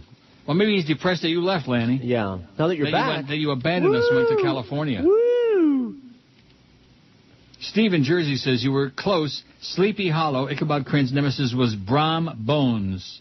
I don't remember us getting that far. Did we talk about his nemesis? We just talked about Ichabod Crane. Right. And then I went into a thing about Borscht Crane. Must not have any Jews listening because I don't have any emails about Borscht. Not that I care, yeah. Oh, no, Favre's retiring again. Get the hankies out. Yeah, Brett Favre, retire. Just this time, stick to it and get out of our face. Crybaby. Steve says, 65 degrees in Jersey. The Harley's in the driveway. You guys are still the only thing worth listening to. You're right about that. And can you imagine how it stinks in Jersey now? Wait till it gets 85 in the summertime. Man, it stinks bad in Jersey. Let's take a puke at what the temperature is here. Then we'll go back to the hockey game for a second. All right. Not. It's still +8. And it's murky and it's going to be dripping. That's okay. It's going to be 50. I'll take dripping and 50. As long as I'm not the one that's dripping. Boy, the Lord sure invented a lot of bad stuff, you know it? Mm-hmm. He made a lot of crap. Well, you got that much time on your hands, you know, he's got to be busy doing something. Keep busy. Be busy like Paco. I'm busy. Yeah. How about a cure for cancer, God? Oh, I'm busy. I'm busy as checking out the morning line odds on the ball games. All those stupid jocks with their prayer breakfast and pointing at the sky. Oh, the Lord, thank God. You know, like that. How about the other team? How about God don't give a crap on that? And that's because God's betting on whatever. See, one thing about God, I bet you he wins all his bets. You know, I bet you're kind of right. like the humper. All gamblers, most gamblers, they'll lie to you. They'll tell you they win about their great day. They don't tell you the days they lose their ass. Like all abusers. They lie. They hide it. Really? That was what do you know about that? About abusers? About people who abuse things? Yeah. I know all about it. I'm going to Joyce here pretty soon, and it might be in the chair. I've been threatening to do this since, I don't know, just before we went on the air, and I didn't do it then. Well? Go ahead. And now, well, not right now? Now. No. Do it. In the chair? Put the mic down between your legs. Yeah, nobody ever said we couldn't Joyce on the air. That's right. Just no fart sounds. Just try to keep it quiet, would you? Oh, believe me, this will be very quiet. Very quiet. Here's one from Douche Nozzle Chris. I've indisputably figured out that crazy bitch with the 14 kids. Indisputably. She is totally psychotically obsessed with Angelina Jolie. I saw her last night on an NBC show, and beside the numerous kids like Jolie, the crazy bitch has obviously had numerous plastic surgeries. They showed pictures of her before the octuplets, which have made her a dead ringer of Angelina. Yes. The wingnuts obviously injected lips are now the exact shape and size as Angelina's, as long as she doesn't have the same pink lips as Payrod, as well as the hairdo. It's effing freaky, Neil. God, do something. Save Brangelina. Thanks, says Douche Nozzle Chris. Douche Nozzle. Well, at least we can say that anyway, I think. Call up Joyce and see if we can say Douche Nozzle. Oh, can't say that. Can't do it. Well, during the break, I'm going to go. I'm just giving you advance warning. Okay. I'm going to go take care of business. I'll load something up, just in case. Oh, this Henry Finkelstein is just... I'm just deducting it. I'm just emptying it out of my face. Too much, Henry. Too much. See, some of these people think that the email is just, and you know this, is just an on and on back and forth between me and them. Like the whole show is about me and them. That's right. We're having a back and forth conversation. No, that's not the way it works. Jim in Gettsville, New York. Now, I haven't read it yet, but I'm sure it's going to be very negative, and because he's just a negative person. Because he lives near Buffalo, and not even in Buffalo, but like in Gettsville. And even I don't know Gettsville. I never heard of it. We had a look on. Oh, look at this Valentine's pool suggestion. The best way to describe my spouse or significant other is, and it's got a whole list, my best friend, my soulmate, ballbuster, total bitch. There you go, George. Slut, gorgeous, hot, fat, bloodsucker, ball and chain, fantastic, or history. Or maybe, and I don't have one, I guess. No God. No God, a significant utter. You got an insignificant other. I bet you Oprah's got a significant utter. Very significant. Wow. Huge. Yeah. Jim in Gettsville says, would you consider badminton a gay sport? He must be thinking about that shuttlecock. Who doesn't? Neil, do you remember a TV radio personality from the 70s named Commander Tom Joles? He was a Western New York favorite. Never heard of him. Take care and keep up the good work. No, I don't, Jim. Get out of that part of the world. Get out of Western New York. God, what a toilet. You haven't lived till you've been to Buffalo Raceway in Hamburg, New York. Then you've really seen it all. The late Max Robinson is calling the races today with his deep stentorian voice. I told you that story about how I did the show from there. Yeah. I'm trying to think of the guy who actually did the show, and I filled in for him because he was out sick, from Buffalo Raceway in Batavia Downs. And then working at WBT in Batavia, we were the network station. We were the network anchor for that thing. Mm-hmm. Stan Barron, that was his name. Well, what a memory. Not Stan Bergstein, Stan Barron. Stan Bergstein's still alive, by the way. What a great guy. What a guy. You know Stan Bergstein? No. Well, you just don't know your harness racing, Mr. Like you ought to. Not like I ought to, that's He's right. a spokesman. He used to be the co-host with Dave Johnson once upon a time, and then with Spencer Ross on Racing from Yonkers and Racing from Roosevelt. Back in the day. Those were the days, baby. Here comes Jimmy Marone on the outside, and Carmen Abatello comes sneaking through on the rail. Boy, there was some business going on in those days, man. Some real business. Not that there isn't business going on now, and one can only imagine with the economy the way it is now, that with some of these harness racing people, there's some real... You know what I'm saying? What are you saying? Well, they got to cash a bet. The purses keep going down, or they're racing for peanuts, for peanut shells, and so they got to cash a bet even more desperately than ever. Bring back Del Pletcher, that's what I say. You want to cash a bet. There's a guy. From Howe, Indiana. At least his brother Del lived in Howe, Indiana. You know, I lived right up the road from Del Pletcher. I mean, from Dwayne Pletcher. You didn't get the memo about the switch in format? No, I didn't. That's fine, though. Hockey, harness racing, and homo talk. Really? That's fine. Yeah. And coming at you. We're bringing him back. I guess I'm going to have to bone up. No comment. Each week we bring you one of our great restaurant offers. Break out the pesos, because this week, tomorrow, the feature is the delicious On the Border Mexican Grill and Cantina. On the Border brings you the experience of traditional Mexican favorites and mesquite grilled specialties served in a bold, friendly atmosphere that's as colorful as the food. Start with a Dos Equis or margarita, followed by a Border sampler appetizer or the dramatic guacamole live made fresh to order tableside. Tableside, as Phil Sims would say. Tableside. Try the salad, soups, or combos you create like tacos, flautas, or enchiladas, or create your own fajita grill. They're big, they're tasty, and out of this world with flavor. On the Border is really unique with dishes like the fajita chicken con queso, a Mexican fondue with jack cheese, mesquite grilled chicken, poblano peppers, and sauteed onions. You get to sample all this tomorrow, by the way. Yeah, I can't wait. The carne asada and shrimp, the smoky beef brisket, burritos so gigantic you need both hands to eat them. They are out of this world. On the Border, it's open for lunch and dinner with locations in Kendall, Miami Lakes, and Pembroke Pines. Tomorrow at noon, just log on to WQAM.com and get one of those $50 certificates for just $25 to On the Border Mexican Grill and Cantina. You're listening to Neil Rogers.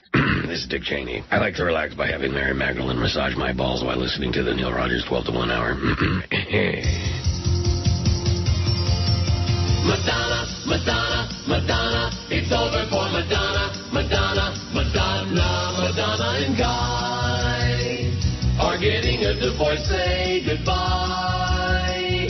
She threw out his clothes and iPod, 'cause she's got her eyes on a rod, and what's behind his slide? She's single again, heard about it on ESPN. She may start out with chicks, or have them join her and Alex. She loves women and men. Madonna, Madonna, Madonna, the men are really they wanna make love to you. Madonna, Madonna, Madonna, a tongue like an iguana, iguana, Madonna, in Madonna's veins. She truly misses her whips and chains. One fella just wasn't enough. She needs a pink furry handcuff and sex on buses and planes. She was too bitchy for director hubby Guy Ritchie. It wasn't an if but a when. Just like her marriage to Sean Penn, who will be number 3. Madonna, Madonna, Madonna, the men are really they wanna make love to you. Madonna, Madonna, Madonna, a tongue like an iguana, iguana, Madonna. Madonna, and that just ends cold like that. Ooh. Yep. Gives me the willies. The wet willies? 12:02 at 560 WQAM. Oh, there's Sky Miles O'Brien. Warnings going on. Yeah, too bad. Dear Neil, Prescott Robinson used to be a news anchor at the old Channel 6. The call letters were WCIX. No Schmidt. It was an independent station. No kidding. Come on, Vincent. Give me a little bit of credit. I've been around a long, long time. I've been around a block. I remember Dave Game. I remember Gamey Old Dave. Who's somebody old time? I remember Ralph Redneck. Remember these people? Jim Brosmer? Yeah, barely. You know who Jim Brosmer reminds me of? And I hate to say this, because he was a good guy. I met him once. Seemed like a good guy. He reminds me of Jimmy Syphilis. Okay. I mean, they just, I don't know why. I don't think they look alike, but there was just something about him that reminds me. Although Jimmy is another story. Jimmy Syphilitic. Now, you talk about kissing ass. You want to hear one? This is great. Thanks, Teresa. This came in at 10:18 last night. Dear Neil, let me tell you something about you. You are wonderful and put on a great show every day, despite your people not paying you enough and not getting the proper respect. You are the best, and you make a lot of people's days, whether you believe it or not. Don't let bad people get to you. Thanks, Teresa. I won't, and I don't. How do you like that? Isn't that Very sweet? Nice. Yes, it was. You are wonderful. I'm wonderful. Anybody out there don't like me? Too bad. I'm wonderful. Let's play Johnny Mattress. Wonderful, wonderful. I would, but we can't. Right. And then there's always Lawrence Welk. Wonderful, wonderful. Lawrence Welk. There was some real talent there somewhere. We never found it, but... Let's see. Biscayne David says, watch Channel 4 News the other day. Oh, I'm so sorry. Is Michelle Gill and Joe Zagacki with long hair? She wouldn't be penis face, but something of face. Oh, I see. What happened to Al Sunshine? Oh, hopefully he's gone. Maybe his ham hocks fell off. Lisa Petrillo looks 100. The station does not need to broadcast in HD. From the I Shouldn't Talk, Dave Kupferman. Kupferman. How do you pronounce that? Kupferman. In Miami Gardens. Cooperman? That sounded right. Cooperman with an F? Kupferman. Kupferman? Cuffer? I wonder if he sells Cufferware. Fluffer, yeah. Fluffer Nutter. Now, was it just me? What was that marshmallow stuff you used to eat out of the jar if you were a pig like me? With a spoon? And like my brother who's dead from doing just that very liquid marshmallow? No, not liquid marshmallow. The marshmallow topping for like ice cream. Yeah, what was that called? Marshmallow topping? Jif? No, Jif is peanut butter. Right. There was like a marshmallow topping that if you're real. Now, why did you go into that thing about your brother dying from being fat? Why I didn't bring up that. Because he did. Now you're going to blame. Oh, and by the way, speaking of real. Warning to you. I don't want to interrupt you. It's all right. Mr. Radio, I wish one thing for you, okay? No, I want you to listen to me very carefully. One word. It starts with D. It ends in H. Death. That's what I wish for you. Oh. I told you, I mentioned that the other day I got an email from Bill Calder's son, Alex. Yeah. And early this morning, I responded to him. He was asking me if I had any old tapes of his father. And I do. I have a whole carton full of them. But, of course, they're down at the house in Florida. They're not here. And he's got a website he's putting together, Calder.tv. And he wanted to see if I had any stuff. So next time I'm down there, I'm going to get some of those cassettes together, and I'll find a way to get them to this guy, to Bill's son. Well, as I mentioned to you earlier, maybe on the air or off, I don't remember which, and it's not important. Before the show. Somehow Mr. Radio got involved with this. I have no idea why or how. In fact, maybe Mr. Radio is like into my computer. You know what I mean? You think he hacked Maybe he's spying on my stuff. Oh. Because how else would he have gotten in touch with Alex Calder? So what he does, he forwards to me the email he got from Alex. Can you or George help Alex out? We don't need your help, Mr. Radio. I've already gotten involved in touch with him, and we're working it out.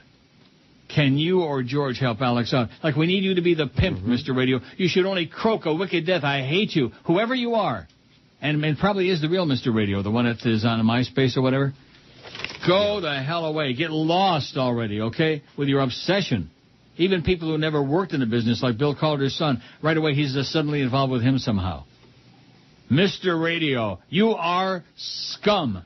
You are the lowest of... It wouldn't surprise me if he's like Al Rogers. Right. Would it shock you? No, not at all. Just a hopeless gropey. God almighty, get a life. Go out and play Russian roulette. Go out and play in traffic. Go out and lay naked in the middle of I-95 in the middle of the afternoon rush hour. Get out of my face, you grotesque piece of doo-doo. In fact, I just dropped in the bowl better stuff than you.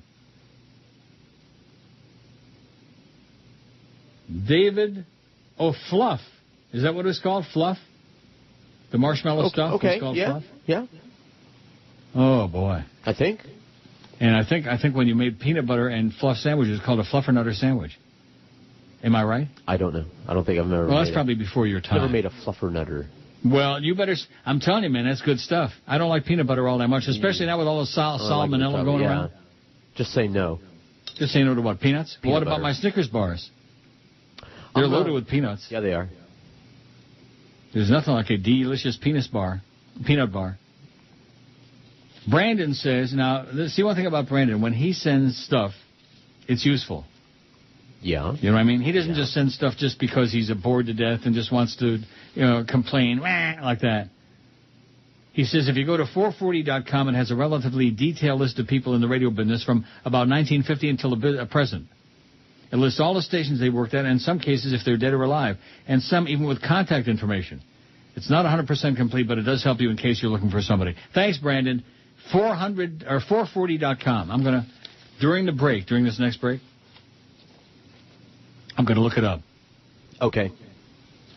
And why does roids use pink lipstick? What kind of a guy, especially an athlete, a guy that's supposed to be so macho and making millions and millions and millions of dollars, why does he wear lipstick? Nobody's lips are that pink naturally, okay? I'm sorry. Supposed to wear darker colors like maroon. That's right. Wear something like chartreuse or something would be nice. Pink lipstick. That is so fake. Gay. Yeah. My God. Oish Moy Jew is back again. Chronic, but not like Mr. Radio, though. Mr. Radio, I'm going to get a search party. I'm going to find where you are. We're going to get a stalker. A reverse stalker. Come and, fry your ass. It says the slot machines are the only place I ever won a dime, says Oy Shmoy. For me, Vegas was the best when it came to payouts. The worst was Harrah's in New Orleans, followed by Panama Canal Zone. Panama Canal Zone? Can you imagine going to Panama? I'll pass. I'm going to go gambling. Where are you going? Oh, Panama City. Maybe Panama City, Florida. Puerto Rico and Reno. I did good in Reno. I went there once by accident. I told you that story, didn't I? I don't know. I was on vacation. I was in Sacramento, and I was trying to drive to somewhere. And I wound up driving to Reno through the mountains. I almost drove off the edge of the earth. There's a place in the mountains where you drive, and you have to come to a complete stop and make a left turn. If you're going a little bit too fast, forget about it. You just have to come to a complete stop and then, make a hard left.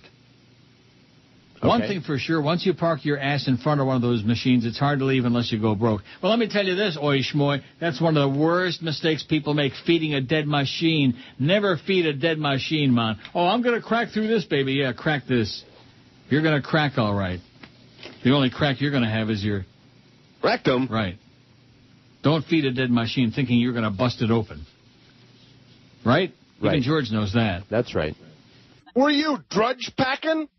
Sports Bloopers for Radio will give you hours of fun every day as you listen to this half-hour premium price CD collection of someone else's misery. He's out of here. And Sports Bloopers for Radio has much more than baseball. You get football players running the wrong direction. Oh, somebody check his compass. Oh, hockey players falling on their rear ends. Somebody give those guys some foot skates. Whoa, golfers hitting the wrong ball. And neither one of those balls was a Titleist either. Even soccer players running into each other. Oh, ¿dónde está el paramedico? So what are you waiting for? Don't waste time considering this purchase. Order Sports Bloopers for Radio right now. Call 1-900-TOLL-CALL. That's 1-900-TOLL-CALL. Operators are standing by to keep you on the phone as long as possible. 12:16 at 560. What was that last sound there? It started a little, gaseous to me. Maybe. Remember Gaseous Clay? Yeah. Good friend. So there's 440.com. I don't know. It's confusing to me because you type in a name and then it goes to all kinds of... in fact, Gary Bruce came up on here from somewhere in Vermont. That'd be a good place for him. Gary the Goose. I looked for Prescott Robinson and I couldn't find him. Radio broadcasting history and radio people, Ray Myers. I don't care about Ray Myers. I typed in WNWS and I don't see... of all the stations that have been around and that I worked at, the one station that seems to have faded into oblivion is WNWS, which, of course, was 790, which used to be WFUN. And then, of course, now it's, Not the ticket. Stick it to the ticket. Now it's that crap. Why do you think that is? I don't know. I mean, look at all the people that work there. Shirley Tweeters and Alice Rantel and yours truly and Mr. Ego, right. Steve Reno Kane. Yeah, with all that talent. And Barbara Studley. And Jerry Wichner, after he would drive down the Ho Chi Minh Trail. Hi, Jerry, it's Chubby checking in. Those were the days, man. We had gigantic, big numbers. I mean, the average demographic was death plus 20, but nevertheless, we had gigantic ratings, WNWS. And Tom Jicka, of course, once wrote that piece about the late Rick Casper. A lot of lazy people in this world, you know what? Rick Casper, my ass. I wonder if you'd Google Dick Casper, if you'd Google it. Right, yeah, right away. His real name was Richard Rose, by the way. Did you know that? No. But you do now, Jewish. Oh, so many Jews.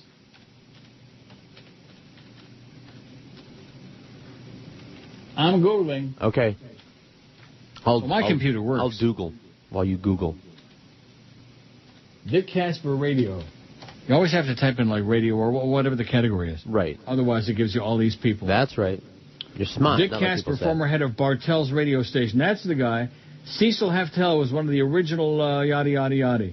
Dick Casper will be calling to invite your participation. Yada, yada, yada. Dick Casper and Buzz Bennett, buoyed by the exhilaration of having scored good ratings compared to conspire to confront Bartell Radio corporate and demand, well, whatever. Goes on. These are just the short blurbs you get on the Google, you know? Mm-hmm. Dick Casper was the general manager. We were in that round building on US 1 in Oakland Park, expecting the unexpected recession strategies for radio. What does that mean? I don't know. Who are these pictures of? From the 08 Hispanic Radio Conference. Wow. Wow. Who are these people? Well, anyway, I can't do this while we're on the air. I can, but... You don't want to? It loses a little something in translation, you know. Yeah, a little. Neil, how much time or money determines a dead machine, man? Well, that depends on how much money you got. How much money are you willing to... No, how long are you willing to play until you finally get the message? It's dead as a doornail. Right.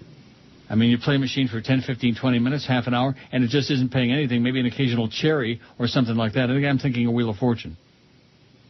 A lot of people out there don't play Wheel of Fortune, so what do they know? Quick hit, that's not bad. I like that, just fine. But if you play and you just keep losing, and how long are you going to sit there and keep feeding them and waiting for a miracle, huh? And then what's going to happen is, well, some bastard out there is going to get up thinking the machine was dead, and as always happens, like that Chinese woman did to me yesterday, somebody will come along, put in a $20 bill, hit it a couple of times, and get $2-3 grand on the line. Oh, Neil told me to leave the machine. It was dead. I didn't tell you anything. Use your own judgment, okay, if you have any. Another right-wing conspiracy in Washington, question mark? What is this about? Oh, about Clear Channel did this. Oh, this is so boring. It's radio crap.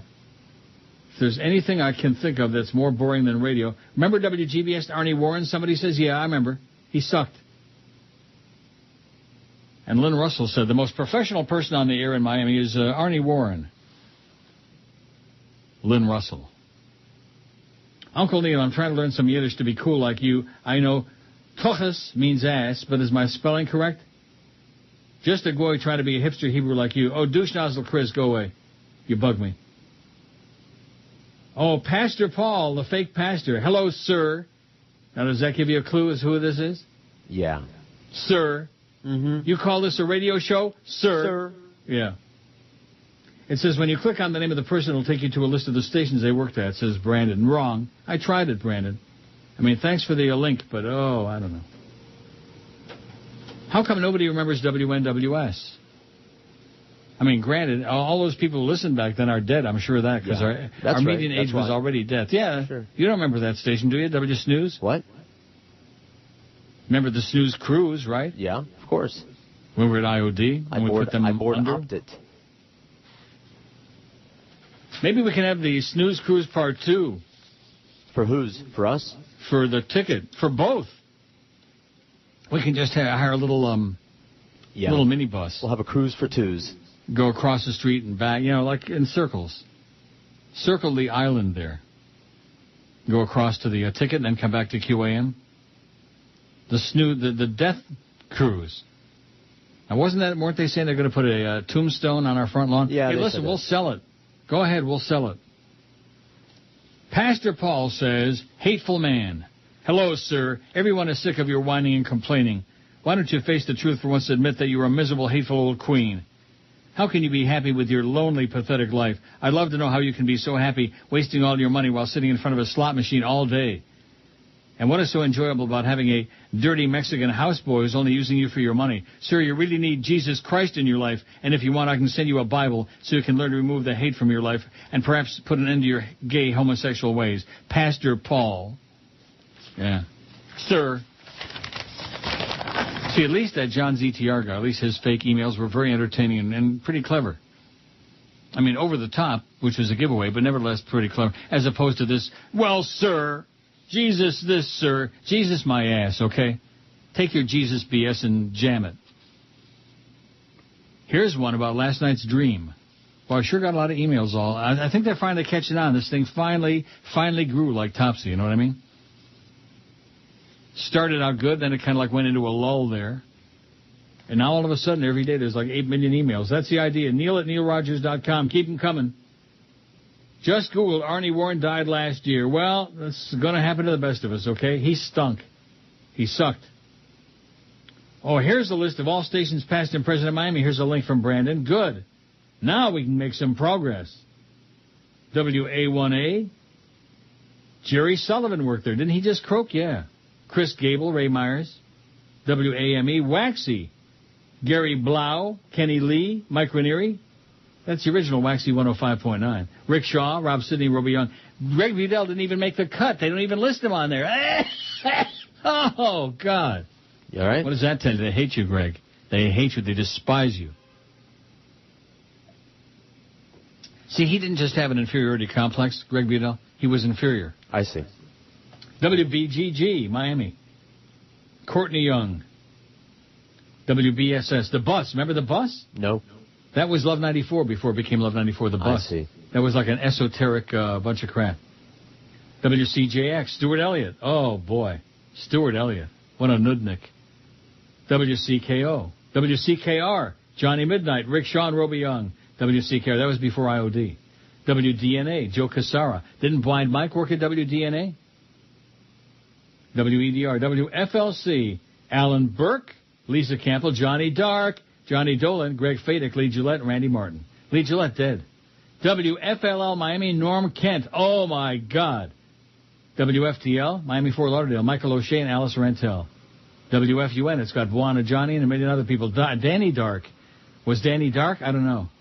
WGBS, GMA. WGMA was in Hollywood, but it says here, Hollywood. Y100, Don Cox worked there. Eric Rhodes and 1,000 other people. Bill Tanner. What? WINZ. And it doesn't list me. Boy, they are nasty. Wow. Bill Calder, Johnny Knox, Stan Major. Stan Major gets listed, but not yours truly, WINZ. Rick Shaw, Alice Rantel. Alice Rantel never worked at WINZ. I don't think. Wow. WIOD, I better be on there. Not on there. Whoever put this list together, this must be that right-wing David Citron guy. WKAT, did I get listed on there? No. Mike Levine got listed, though. Dan Chandler, Ron Owens, Lee Vogel, Roby Young. Well, where else did I work? Am I on this list anywhere? I don't know. What about QAM? WNWS, not on there. Alan Michaels, Alice Rantel, Rick Stone, Ace Young. Thanks, Brandon, for sending me a thing that totally shines like I don't exist. I never lived. Oh, I'm on QAM, though. I'm on there along with 8 million other people. Wow. Jerry Goodwin. Jerry Goodwin, who later worked at WKNR in Detroit, Keener 13. Did you know that? No. Is this as boring as I think it is? I don't care. Yes. It is? It is? Is it? Oh, I don't care. Zeta. I'm not on there either. Lee Gillette's on there. He was on Zeta for about 2 weeks. He's dead. Neil Mursky, Peter Moon, Robin Martin, Colonel St. James, Rick Edwards. This list is so incomplete and so bad. Radio broadcast history, my ass in Miami. That site blows, Brandon. Sorry. I mean, nothing's perfect. He's a good guy, but that list blows. And it's got the same logo as that horrible David Citron list. Right-wing guy. Writes all about all the right-wingers who are on here, and I don't exist. That's all right. I'm still doing okay. Paychecks still show up. Yeah. 1227 at 560 WQAM. Not what they used to be, but nevertheless what is, Right. It all depends on what is. He's a tiger. Jim Dunlap. Wonderful.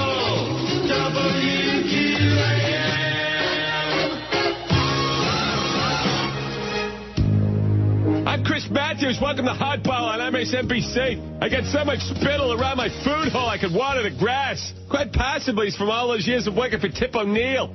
Crazy. The other possible reason my saliva glands are all out of whack may possibly be because I drink scotch from a dog's bowl. Probably from too many years of working for Tip O'Neill being told I wasn't good enough, smart enough, or skinny enough. Plus, I got dillweeds like Bill O'Reilly taking shots at me every night. I'm probably one of the world's greatest minds. If you don't mind wearing a sneeze shield. The reason I don't let people finish their answers is because I can't hear what they're saying. My ears are not even hooked up. The constant swishing of saliva in my mouth sounds like the ocean. The only time I truly feel comfortable is when we take Hardball out on the road on MSNBC. That way I can try to convince co-eds to come back to my hotel room. That is before they realize in order to kiss me and get close to my mouth, they have to be wearing a mask and a snorkel. Many people don't realize John McCain suffered from the same malady, but he had his saliva glands burned closed. Obama didn't. Just one of the many varied and stunning differences we like to point out here on MSNBC. Here's one more important fact you should realize before you go to the voting booth. They have different hair color. I'm Chris Matthews playing Hardball on MSNBC. 12:34. The Dow is up 34 points. See, that's the Obama bounce. Yeah. If I knew today was my last day on Earth, I would blank. 249 votes. Yeah, I would blank. I blanked about 20 minutes ago. Very successfully, by the way. Excellent. It was. Spend the day having sex, 73. Spend a quiet day with my family, 58. Do something I've always been afraid to try, 28. Run up all my credit cards to the max, 27. Eat everything that I've been avoiding for years, 15. Like marshmallow fluff, that's what Paul in the Q says. Marshmallow fluff is what that's called. Okay. Barge into my boss's office and pee on his desk, 14. Go to Disney World, 11. Spend the day in church, 10. Oh, happy day, hallelujah. Stay in bed all day, 5. Confess my love to somebody, 5. Make amends with friends who have fallen away, 5. Make amends with friends. Men's amends with my friends. That, by the way, Brandon, that thing blows. I finally found me on there, and the only station I've ever worked at in the business is this one, according to that list. Not only is the list incomplete, it's insulting and grotesque, and a piece of turd, a piece of nasty, smelly, discolored turd from something not of human origins. I see. Yes, from a different species. Now, why people send me things twice if I don't get to it right away? It's a 4-hour show. Relax, hey. okay? It's like the faxes, please read remember? this. What? Remember the fax machine? If you didn't read it right away, they'd they send you 100 copies of it. Last night's dream from Snooky. Neil God, I had a dream last night that you were Papa Smurf. Running around with your shorts, hat, and white beard. George was there, too. He was grouchy Smurf. No matter what you said or suggested, he was always against your principle. That's right. In my dream, Smurf something, the female Smurf, appeared, too. What is it? Smurfette. She was Lucy Lopez. Gargamel strangely took different forms. Gargamel? Gargamel. Well, wouldn't that be something that would be like Listerine with caramel? Gargamel. Sure have to taste better than that crap tastes now. Gargamel strangely took different forms, including the Beasleys, Jolly Joe, and Joyce. The dream was weird, but it left me with a message. Neil God is Papa Smurf. He's the village chief. He's a wise old fairy Smurf who tries as much as he can to stop the Smurfs acting like crude humans. No, I like crude humans. Being an experienced alchemist, he often saves the Smurfs from danger using his knowledge and magic wand and spreads it through the radio frequencies. Thanks, Papa Smurf. Oh, my God. They had to send that twice to make sure I would read it even once? Good golly, Miss Molly. That is caca. Or as Mad Dog would say, caca. Mm-hmm. Peter Baum says, Pete in Tampa. While visiting one of my college buddies in Minneapolis in the 70s, his mother served borscht with some kind of whipped cream on top of it. I thought I was going to gag. To be polite, I tried to eat it, but only could manage about a third of it. Has to be the most disgusting food in the world. Amen, Pete in Tampa, next to tongue and head cheese. Oh, good golly, Miss Molly. The crap that people eat. The crap that people put in their mouths. Well, Shirley Yon, your good friend from Gulfstream, emails. Yeah. And she says, she gives some advice on gambling. Do whatever you want as long as you can afford to do it. There you go. Friday the 13th has always been a lucky day for me. I know George won't be there, but if I get him a winning ticket, I'll give it to him at his next appearance. Thank you, Shirley. How do you like that? Shirley's your friend. She's your friend. She's sweet. And she's very nice. Mm-hmm. And she's going to give you a ticket. Can't wait. Oh, there's Senator Ben Nelson of Nebraska. It's been shuttling back and forth on many of those items, knowing what some individuals... Bada beep, bada boop, bada bop, bop, a lot of double talk as usual. A lot of, like, games people play. Give me some of that money, honey. I want some of that money. I mean, when you're dealing with, like, trillions of dollars, everybody wants their piece. You know what I'm saying? Yep. What are you saying? Don't you want, like, a little piece? Yes, I do. I'd like a little piece. I'd like a little something, something. I could have me a real good time at Woodbine for the next, till I croak. Oh, that's not what I was thinking. What? When you said peace, I was thinking I know what outside. you were thinking. I was thinking It pie. smells like fire. I think the whole city is burning down. Wouldn't that be something? And I'm too old and fragile to, like, schlep down all those double flights of stairs, Really? You don't have, like, a fire escape? Like a chute? No, they got it. They got stairs. A couple of times during those phony fire alarms, I went down all those flights of stairs. And then you get to the bottom, and there's a door that leads you outside.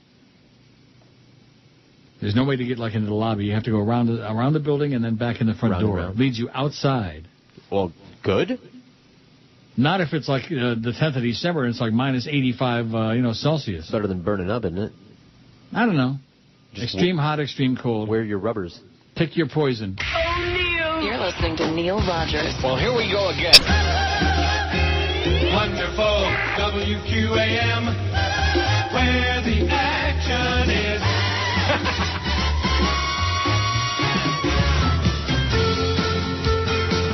All right. I'm dying over here. Absolutely.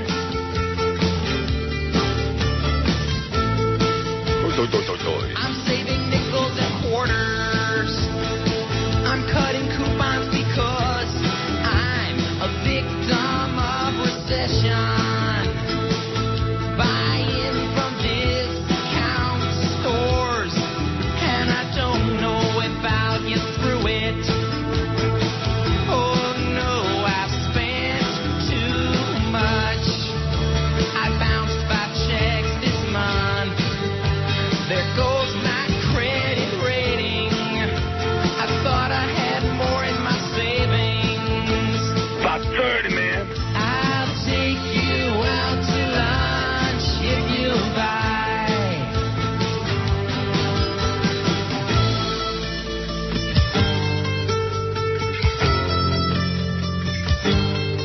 It's a soft economy.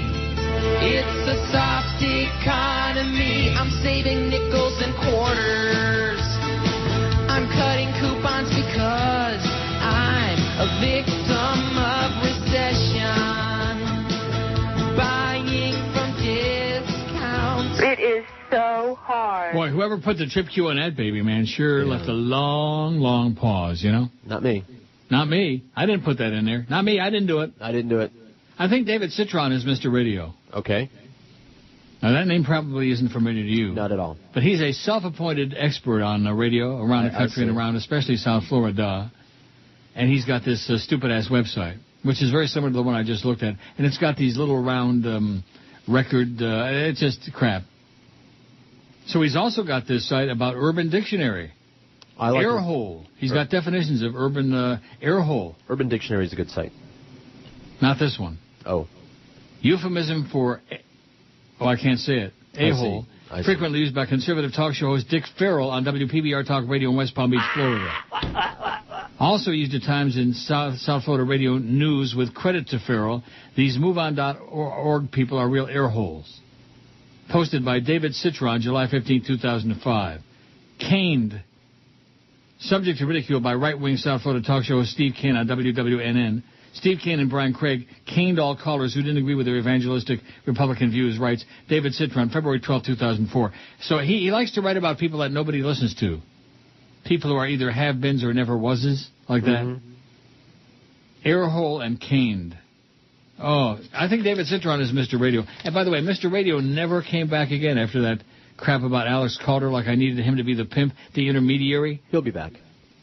He is the most evil of the... He's even more evil than Jolly Joe Bell. and that's saying a mouthful. Yeah, go get something to eat. Too bad I don't have like a leftover slice of pizza. All for me. From dinner last night. I don't think I have anything in the Frigidaire. Not even a weenie? Oh, you know what I got? What? I got some Michelina's frozen spaghetti bolognese. Okay. Microwavable? You microwave that stuff? Yeah, you nuke it. Sounds good. 5 minutes, 4.5 minutes, and then what I do is I put a whole bunch of Parmesan cheese, as Mr. Ego would say, Not the shaky in there, stuff. and then I nuke it for another minute. So the cheese gets all goopy throughout the pasta, you know? Not the shaky stuff in the green can. Not in the green can, not Kraft. But like the real shredded stuff that you get in the package, like Sargento or something? No. Stuff in a can. It smells like feet. Ugh. It smells like feet? That canned dry It does Parmesan not cheese? smell like feet. It smells like Parmesan cheese. It smells like fresh grated right in Rome. Okay. Roma. That guy that sent me that thing about Rome the other day, that was so full of crap. Mm-hmm. Oh, there's just as good food. Yeah, all right, whatever you say. You eat Franco-American spaghetti and I'll go to Rome, okay? Slob. He probably likes beefaroni, too, although I do like it with Swiss cheese melted in it. I told you that. Yeah. That goes back. You know how many years that goes back? Like 35 years with me. When I worked in West Palm at J&O, 1975, I had a convenience store right nearby my place. I would drive over there, and what I would always get would be like a can of beefaroni or, Chef Boyardee something, and some ice cream, spaghetti and ice cream. Those, I'm sure, are the two things I'm allergic to. Have them together. And of course, they're both carbs, heavy-duty killer carbs for diabetics. Ice cream on your spaghetti? Oh, that's a hell of an idea. See, I got to blow my nose. So during the break, I'm going to go and put on some. That'll be my lunch. Yes. What do you think? Sounds fine. I got two of them, as a matter of fact. Go ahead. Oh. Kevin says, I also lived in East Lansing, Michigan, 1961 and 2. I was there. I was 7. My dad was getting his master's. You could hear the crowd from our house when the Spartans played Notre Dame. I also lived in Omaha in the 70s and 80s. I'm glad you mentioned some of the places like Mr. C's. I love the Runza Hut. And Joe Tessie's carp sandwich was fantastic. I never heard of Runza Hut or Joe Tessie's. Mr. C's was great, and Caniglio's, or Casiglio, something like that. They had great restaurants in Omaha. That real great Midwestern meat. You know, it's where they slaughter all them cattle. They kill the cows. Yeah. You think the cows know? They can smell the death, right? I don't know. When they go through the assembly line, like, I don't think this is good. I'm not sure what's going to happen, but I don't think it's going to be good. Yeah, go ask a cow. Go ask Oprah. I live in Broward now, as I did briefly in the 70s, and will never go back to the cold. It will have to come to me like it did today, the cold. Keep up the good work and keep slamming something. I can't. It deserves it. Something FI. What FI? Mm-hmm. Keep slamming something. The peons that run these... What? Just keep slamming it. I'm slamming it. Right against the wall right now. The peons that run these pipsqueak towns, beaches, and radio stations have given the store away. Amen, Kevin. You got your thumb on it.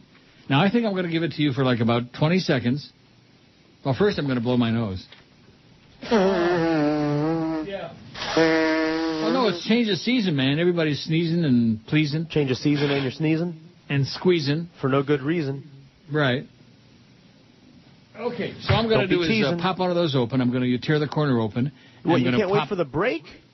No, I'm going to get it started now. It's 4.5 minutes. I'm timing out so it'll be done during the break, okay? But then you can't eat it on the air. Sure I can. Okay. It'll be cooling off at that point. Right, I don't want to eat it when it's like boiling hot. All right. Burn my tongue. Then you'd have to do the 1 to 2 hour, and I can go to Woodbine early. Go ahead. Okay. I'll be right back. Yeah. Just 20 minutes. I don't have a 20-minute monologue all locked and loaded.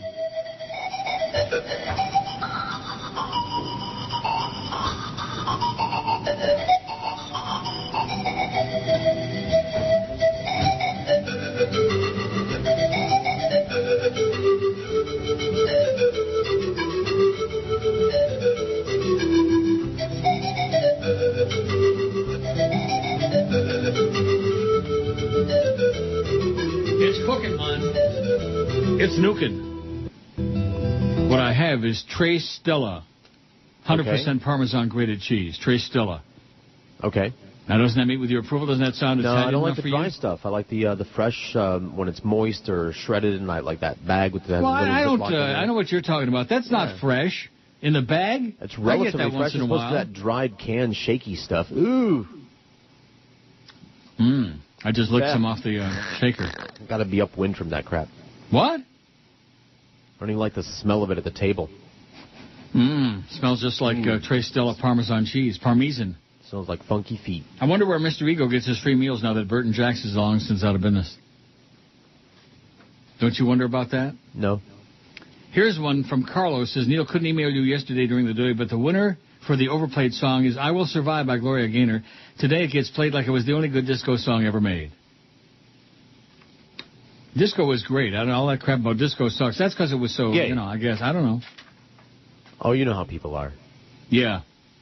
Disco sucks. And then there was, what's his name in Chicago, burned all the disco records at White Sox Park. Was it still Comiskey Park back in the day? I don't know. Oh, my God. Here's a picture of Bill Calder and Larry King. Wow. Where the hell did he get that? 2 pictures of Bill. 3 pictures of Bill and Larry. And by the way, Bill Calder was the one that made Larry King funny on his show when he was doing 7 to Midnight on IOD 100 years ago. Should I forward this to you? If you want, I won't be able to open it until whenever. Why? Oh, you can't open it now? My computer is undergoing surgery. They didn't fix it yet? Timmy is fixing it as we speak. If you've ever watched a computer being overhauled, it doesn't take, 5 minutes. Here's one that says, on the way to work, I switched over to WID. I couldn't take any more Joe Rose talking about A-Rod. Jimmy and his sidekick were talking about Leonardo DiCaprio. Jimmy said that Leo was just not macho enough for some roles in action movies. His sidekick told him that Leo has been dating a supermodel. Jimmy responded, "Oh, he dates women? Talk about talk about calling the kettle pink." Love your show, never miss a minute. George is cool too, says Jorge in South Miami. The kettle calling the pot pink. Jimmy Syphilis picking on Leo. I guarantee he's a hell of a lot more macho than you are, Jimmy Syphilitic. And you don't got syphilis either. Boy, so a cold day in hell that I have to stick up for Leo DiCaprio? Wow. Jimmy Syphilitic picking on Leo. Talking about somebody not being butch. Hey, Jimmy. You fairy. You think you're fooling somebody? Here's Jerry. Says, I checked that list on 440. Paul, the late, great Frankie Crocker is also not on the list. Who the hell's that? Is he related to Alta Crocker? I don't know. Like I'm supposed to know who that is? Frankie Crocker? Late and great? Good God. You got to be schmitting me. Eric G. in Naples says, I had an email for you about a poll similar to this I was going to pass along to you, but you beat me to it. I know it's too little and too late now, but any Bob Seger song is just way overplayed, and there's one song in particular that makes me change it out every time I hear old-time rock and roll. Amen. If I ever hear that song again, it'll be too soon. If I never hear it. How about them Leafs, eh? They suck. He wrote this before that game. The game had just started. My poor Pens are sucking ass right about now. We need a good winger or two for Sid and Malkin. Love you, Neil. For some reason, the shows of late, the last week or two, seem to be a bit better. Don't know why. Do you know why? A little bit better last week or two. I don't know. We're making a comeback, like the Phoenix rising from the asses. By the way, George is fine. It's good to hear him getting some advertising time. Cheers, Eric G., Naples, Florida, born and raised in Rochester, New York. Isn't that something? He was born and raised. Maybe he was born in Strong Memorial Hospital. Maybe he was born in the same bed that I was born in, Strong Memorial Hospital in Rochester. Wouldn't that be like a little incestuous or something like that? A little bit. Rochester, man, that used to be a hell of a great place a long time ago. It was fine. Long ago. Well, here we go like Detroit. Long ago. My pasta's cooking. WQAM. Good. Oh, boy, I almost made it back in time. It's the 1 to 2 hour.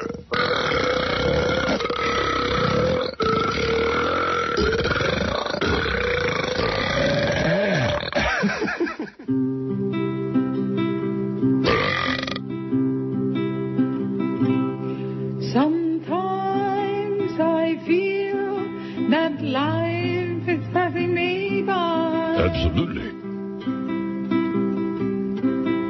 Sometimes I feel that people don't want to smile. Then I turn on my radio. It makes me smile like a child.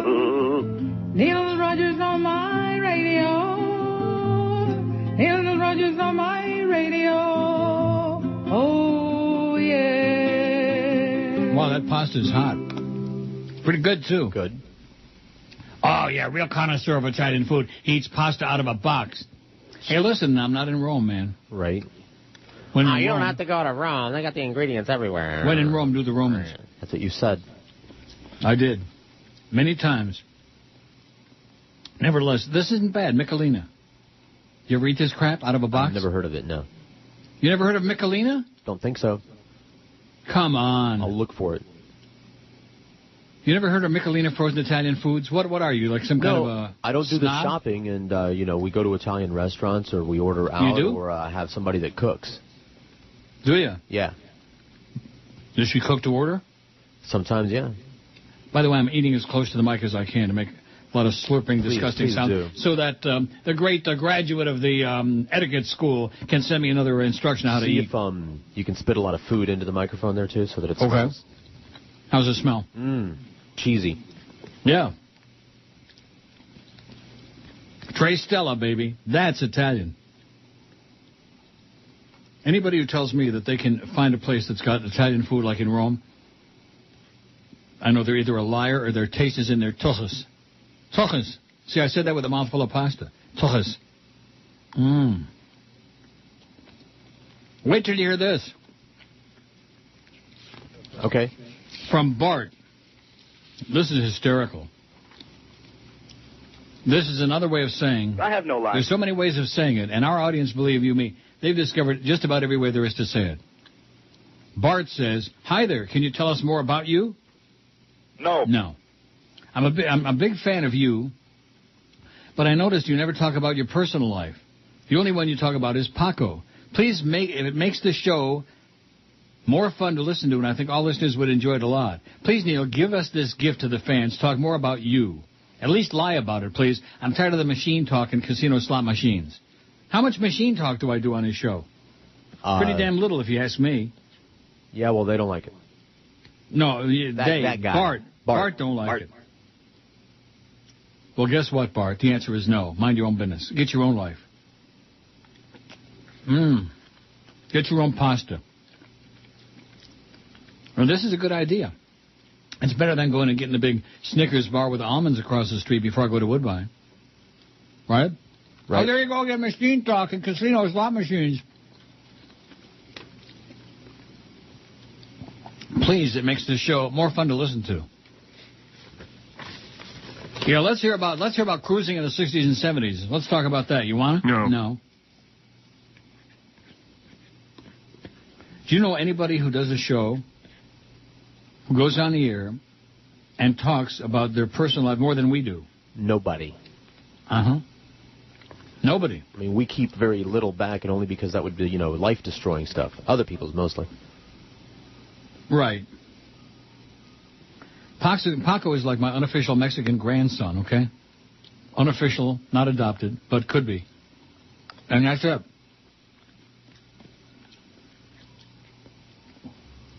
Does that tell you all you need to know? Well, I'll ask Bart if he wants to know more. Yeah, get in touch with Bart. In fact, get Mr. Radio to get in touch with Bart. He can be the intermediary again, since he's in touch with Alex Calder. You hear it? I hear it. They're coming to get Bart. Here's the email from Fred Souter. It's long and it's great. Fred Souter, by the way, is the guy we used to work with at IOD 100 years ago. Subject, Anna Maria Tomahawk. Hey, Neil. So I know I'm a bit behind on this material, but I heard the fake Larry King say that I was going out with Anna Maria T. My friend New York City Dave gave me the heads up on this one. Oh, he's friends with New York City Dave? I thought you said Fred was a good guy.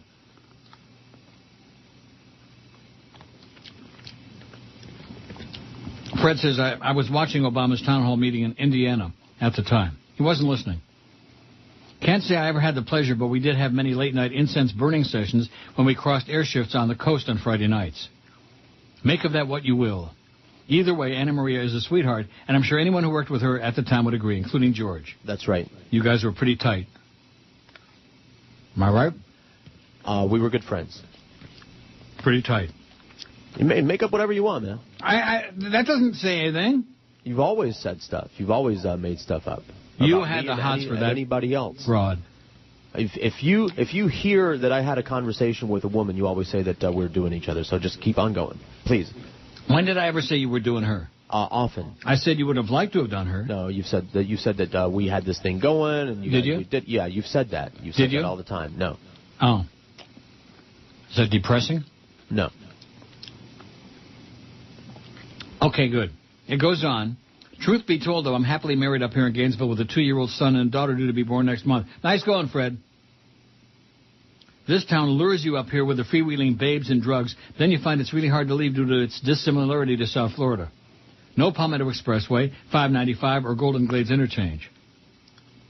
Working for the public defender up here, my house is a 5-minute drive from both the county jail and my office downtown, so I couldn't be happier traffic-wise. Now, are you understanding what I'm saying, even though I'm eating with my... Not a word of it. Might as well be Chinese. Good. That's the idea. I can't believe that you never heard of Michelina Frozen Foods. Maybe if I saw it. It's in a box. It's in a little carton. All right. You never nuked any kind of frozen food in a carton? Yeah. So why is it so, revolutionary? Stouffer's? Stouffer's, yeah. Whatever. Yeah, I've nuked frozen food in a carton. I like Stouffer's. Never heard of that brand. Stuffed peppers. Maybe if I saw it.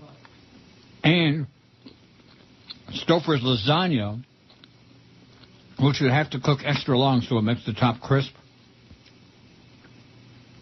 To where it's almost burnt, you know?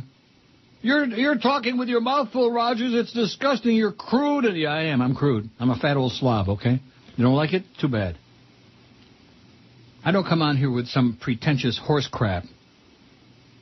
By the way, says Fred, there are some fascist bastards up here trying to remove transgenders from having equal rights in our city ordinances. They actually got enough petitions to get this hate legislation on the ballot here for the March 24th election. Just vote no.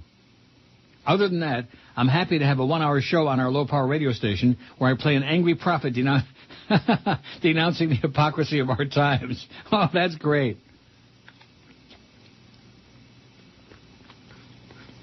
Who wouldn't want to be an angry prophet denouncing the hypocrisy of our time? Then go for it. Yeah, that's a great scene. That movie is so good. Anybody who doesn't like the movie Network is an idiot. It's probably too stupid to understand it, wouldn't you think? I imagine. Like Josh Cordes. You picking on He's him waiting for the special effects. Then it says, who could this fake Larry King be? My 3 wild-ass guesses picking from our WIOD co-workers.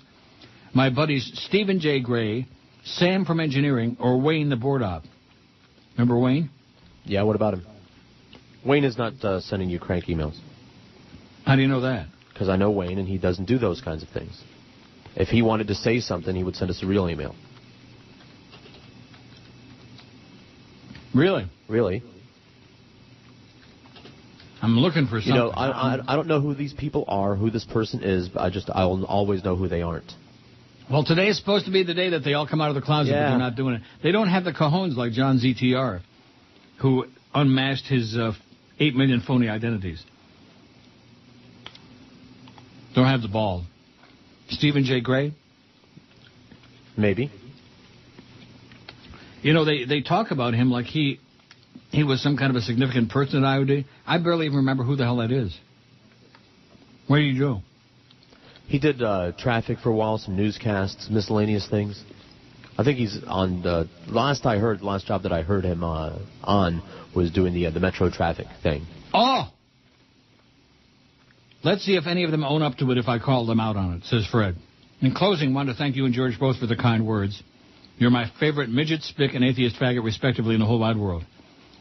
Signed, Quasimodo on a bad day, Fred Souter, music director, WGOT, LP 94.7 FM, Gainesville Community Radio. Nice to know Fred's doing good. He's a good guy. Looks like death boiled over, but he's a good guy. Yes, he is.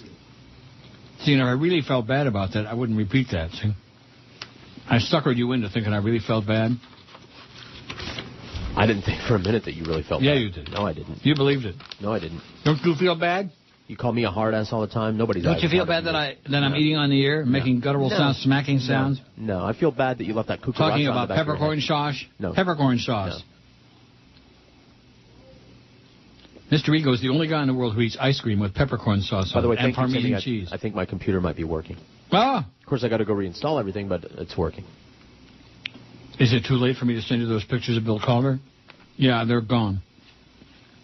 If you already sent them, they're already there. I just haven't checked Oh, them. are they? Yeah. Bill Calder and Larry King? I just haven't opened up my client. Bill doesn't look a day over 500 in those pictures, by the way. Maybe he just photographed badly. Maybe. Because I knew Bill for years, and he always looked the same. He looked exactly the same for like 100 years. You know what I mean? No. He was the funny guy. Larry was just the patsy, you know? Larry was like the Lee Harvey Oswald of IOD in those days. And he was just as full of crap then as he is now, Larry. Am I right? Uh-huh. Yeah. Well, I'm going to finish my pasta if I can. Holy cow, Aaron's coming. Well, congratulations. Get a life. Our guest is Madonna. Yeah. You're a singer. Mm-hmm. You're an actress. Mm-hmm. You're a mother. Yeah. But emphasis is first children? No. It's my emphasis, my priority is Very important. very important, yeah. So in other words, if you could do only one thing, it would be? Go down. You've always been good at that, right? Haven't you? Totally. People like to see you go down. Yeah. Yeah. You like writing, too? Absolutely. Oh. Yeah, love it. That'll work. Back with more, don't go away. And bring a handkerchief and a tissue or two. Trust me. Yeah, okay. 117 at 560. WQAM. Now he's not eating anymore. He's clearing his throat. Oh, no. Well, that's what happens when you eat that pasta with cheese, man. I imagine. Cheese. Cheese Louise. Let's see. What we have here with these overpaid baseball players is a bunch of cheating steroid a-holes, says Jesse. With a baseball commissioner who doesn't give a crap and is not held responsible for this whole mess, with no salary cap and no morals. They're all in bed together. And then they have the balls to try to sell us a $750 million baseball stadium in Little Havana of all places. I say throw all the crooks in jail. Amen. Oh. Throw them all in there. Let them have a party. Sounds a little pissed off to me. Good. Oh, John ZTR says... You know John ZTR with all the fake emails? Right. I've been listening to the show and the fake emails you read on the air. Some people just don't know how to craft a good fake email. You can't be too over the top. That's a dead giveaway. Don't worry, I'm working on some great fake emails right now, but it takes time to craft good ones. It's really sad that my ability in writing is fake emails to your show. Anyway, I was really writing in to talk about the Shawshank Redemption. It really is great. You should see it. Remember how you neglected the movie Network all those years, only to discover how great it was? I neglected Network all those years? I don't think so. I don't think so, John. What? I don't remember you saying that. No. And if you watch it, get the Blu-ray version of it. The Godfather is also available on Blu-ray, and it looks as great. I don't have a Blu-ray, and I'm not going to buy one. Neil, can you give out the address to send stuff into the station? Thanks. What's the address?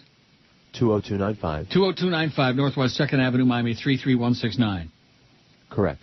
I said it too fast. WQAM 20295 Northwest 2nd Avenue, Miami 33169. As Irv Schindler used to say, rest in peace, Miami Beach, Miami. WKAT, Miami Beach, Miami Beach, Miami. That's what Irv used to say. Swifty Schindler. I never heard that till he died, Swifty. And then Ellie Brecker wrote that long, boring obit. And I'm not the John from Oklahoma guy, says John ZTR. I do have other fake names going. I won't say which, but I'll tell you which ones ain't me and that guy ain't me. Well, why won't he tell us which?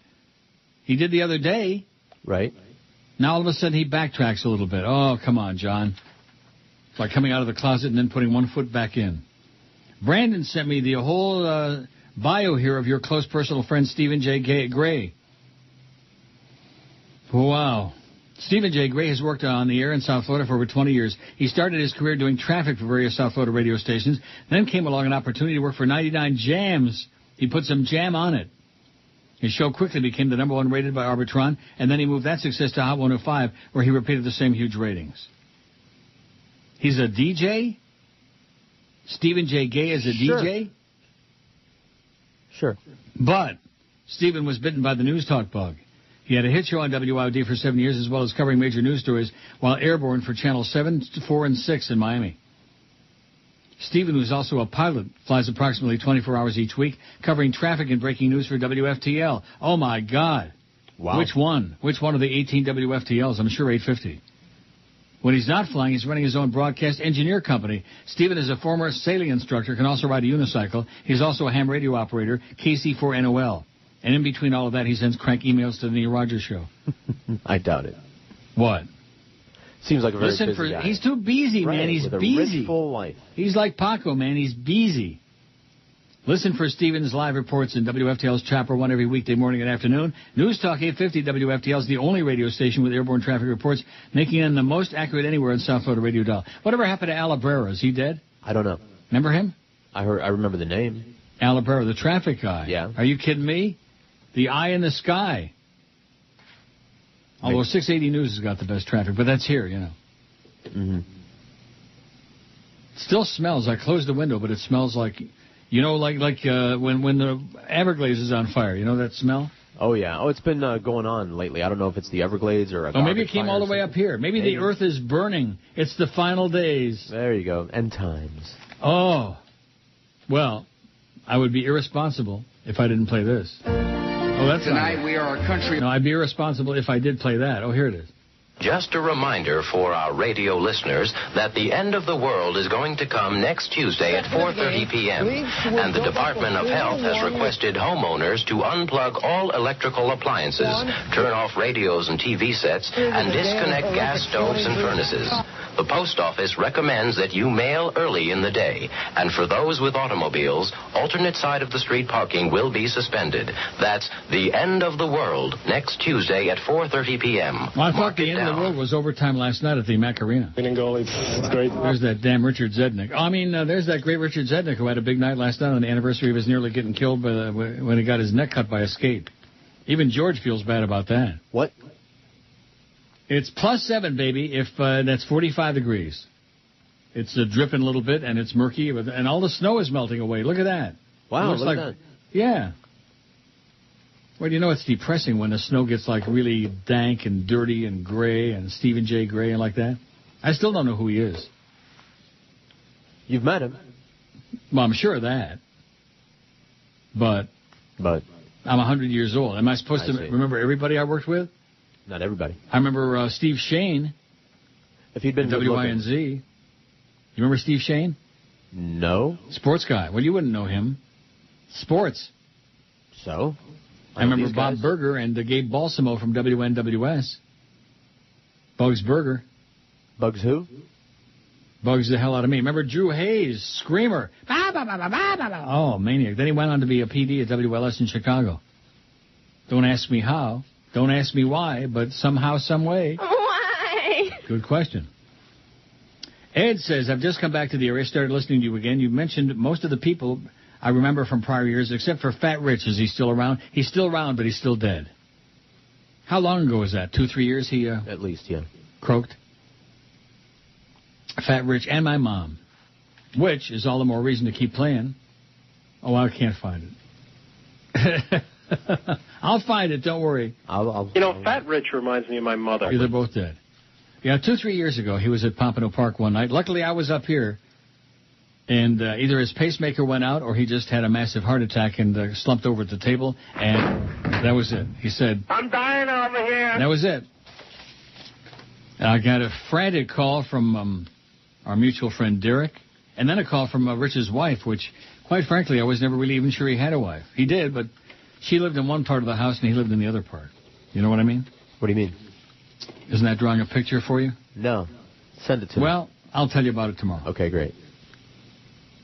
Blake, the photo guy, says, I just came back from Panama City, and don't put it down. Panama City is a little Miami with better service. I took the attached photo of Panama City from American Airlines 2 weeks ago today. I see it. The casinos are all run by National Casino Service, and you can smoke real Cuban cigars while you play the machines, man. Best regards, Blake, the photo guy. Thanks, Blake. Welcome back to a real toilet. I mean, Panama City, Panama. I mean, you're right. I shouldn't. And here's a picture of it. Wow. A lot of skyscrapers. Really? A lot of big buildings and big Las Montañas in the background. Panama City? Panama City, Panama. Oh. Not Florida.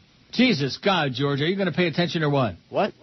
George is still trying to find that Michelina pasta. You just don't pay any. Do you ever go shopping with your wife or not? Not. No. How many years since you've been in Publix? Oh, I go to Publix if I have to go get something. Yeah. But like the main shopping, like, the shopping cart full of supplies. Right. That's somebody else's Well, job. you don't have to go to Publix to get this. You can go to your convenience store and the freezer thing with the ice cream. Not my job, baby. Well, why not? Because it's Get out of the house a little bit more. Spread yourself around. Life isn't just about roller skating, man. I get out of the house plenty. And getting laid. I spread it around plenty. But I make the money, she spends it. That's how it goes. 560 QAM. Florida sucks. Absolutely.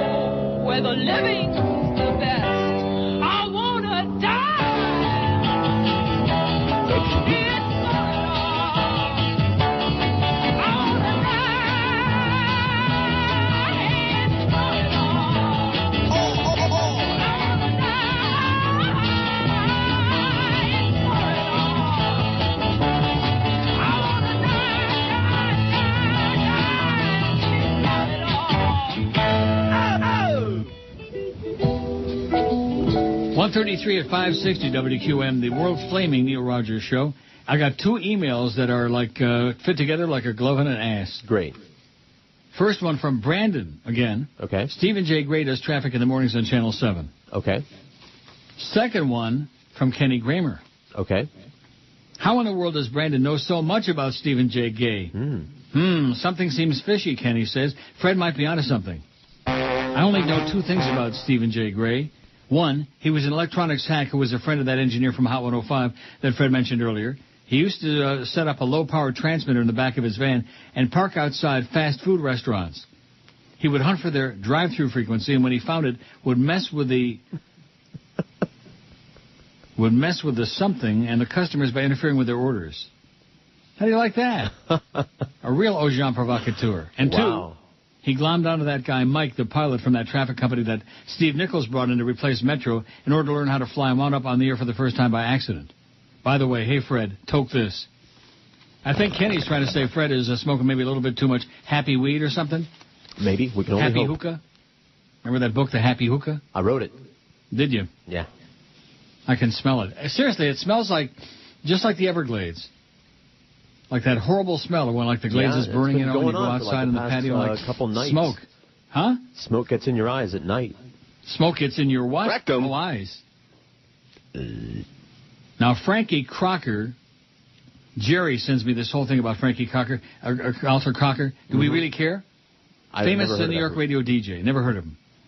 Born 1937, Buffalo, New York. Died 2000 in North Miami Beach. According to popeducation.org, not Pope, popeducation.org, Frankie began his career in Buffalo, then moved to Soul Station, WWRL, New York, before being hired by Top 40 WMCA in 1969. He did this, he did that, bada, bada, bada. He was MC of shows at the Apollo Theater in Harlem, One of the very first VJs on VH1, the video cable channel. Now he's dead. Frankie Hollywood Crocker. Never heard of him, did you? No. No. Sorry. Me, married to a biatch, a real jackass who I'm getting really tired of, says, there's nothing more annoying than listening to a fat, ugly person chew food and talk. Please stop, you are gross. That's worse than saying during a speech. Well, screw you. Drop dead. You deserve whatever evil biatch you got, you deserve it. Trust me. Here's one that says, thank God I'm leaving South Florida. I'll tell you one thing, the audience has really come through the last several days with these emails, man. Good. Got emails up the colon. Rectum. And you'll be very pleased to know I got a nice shirt on, a very nice shirt, and the pantaloonies and shoes. Why would that please me? Well, because I don't want to be wearing like look like homeless. I have like a big chunk of hair on the back of my head where it's supposed to be shaved off. A cucaracha? And wearing one of them polyester shirts. I don't care how homeless you look, man. Ain't going to make me look bad. Right, that's true. You look like homeless. I hear that every now and then. You should say right back at you. No, what I say to him is, and if I keep spending all this money on you, pretty soon I will be. But nevertheless. Okay. Neil, just wanted to thank you for the years of enjoyment of taking your advice after years of listening to you saying get out of South Florida. I'm leaving to West Georgia. Oh, I'm so sorry. Wow. And will continue to listen to you on the internet. Thank God I'm leaving this rude, crude, nasty town and going to live with breathing, real nice people again, says Mark in Miami. Good luck, Mark. West Georgia. Oh, Georgia. I don't think I want to be in Georgia. I don't like Georgia. Yeah. Atlanta's okay. I only passed through. You passed it? Right through it. You ever been in Buck's Head? Not lately. That's where the rich folks live, in Buckhead. That right? Don't be a Buckhead. Okay. Raul said Joe Rose had a hissy fit this morning about the column Josie Lambiet had in the Palm Beach Post about Dwayne Wade of the Miami Heat. Jose went on about how this good Christian is a wild man, smokes dope, sex parties, and stiffs business partners. Yeah, I saw that. And was unfaithful to his wife and 2 kids. Joe kept on saying this is not true, and Wade is a good role model. That's what he said one time about Shaq, too, at one time. Right, says Raul. How are you unfaithful to your kids, by the way? Well, if you're doing somebody else's kids. Oh, I see. You took them to the park. Robert says, WINZ is gone, and the market is oversaturated with sports right-wing talk and infomercials, another attempt for a cheap channel to keep the masses asses and dumb down the listening public. More than likely looking toward the 2010 elections. I'm not sure about the fairness doctrine, but something is wrong. If it wasn't for liberal progressive talk, I don't think Obama could have been elected. Sounds like a conspiracy. I don't agree with that. I think if it wasn't for the Internet, he couldn't have been elected. Right. The Internet had a much greater impact than, a bunch of liberal commie pinkos and like his own me. power, his own ability to be who he is and speak well and to all articulate. That. Yeah. Sounds like a conspiracy, says Robert. Anyhow, it'll help your ratings, but the rest of the station will tank. Bye, Robert. Bye, Robert. It says if WINZ is gone. Well, Tom Jicka says they're just rumors, Everything's a rumor. But one of these days... Oh, don't tell me I finished all the emails. Oh, no. Okay. Oh, that would have been bad. No, I got a few things. It's just perfect timing. It's like we got it down to a science. Good. Now. Well, you're mailing it in. You got that mailing it in down to a science. That's right. I'm just mailing it in. 4 hours a day sitting here entertaining the masses without any stupid-ass phone calls. I'm your friend. George is gay. All that crap. How the hell do we do it? Day after day after day. How the hell do we do it with our hands tied behind our back, with masking tape over our mouths, with joys deep inside of our rectum bodies? O'Neill. Howard David's a bitch. Absolutely. A-Rod's life won't be the same. He can't blame the tabloids. Sports Illustrated used his name, attached to steroids. He just thought no one knew, 'cause it happened long ago. Madonna, where are you? When A-Rod needs you most, he shot steroids and denied it back in 2003. He shot steroids to get high before he was a Yankee. It was so wrong, he's gotta make it right.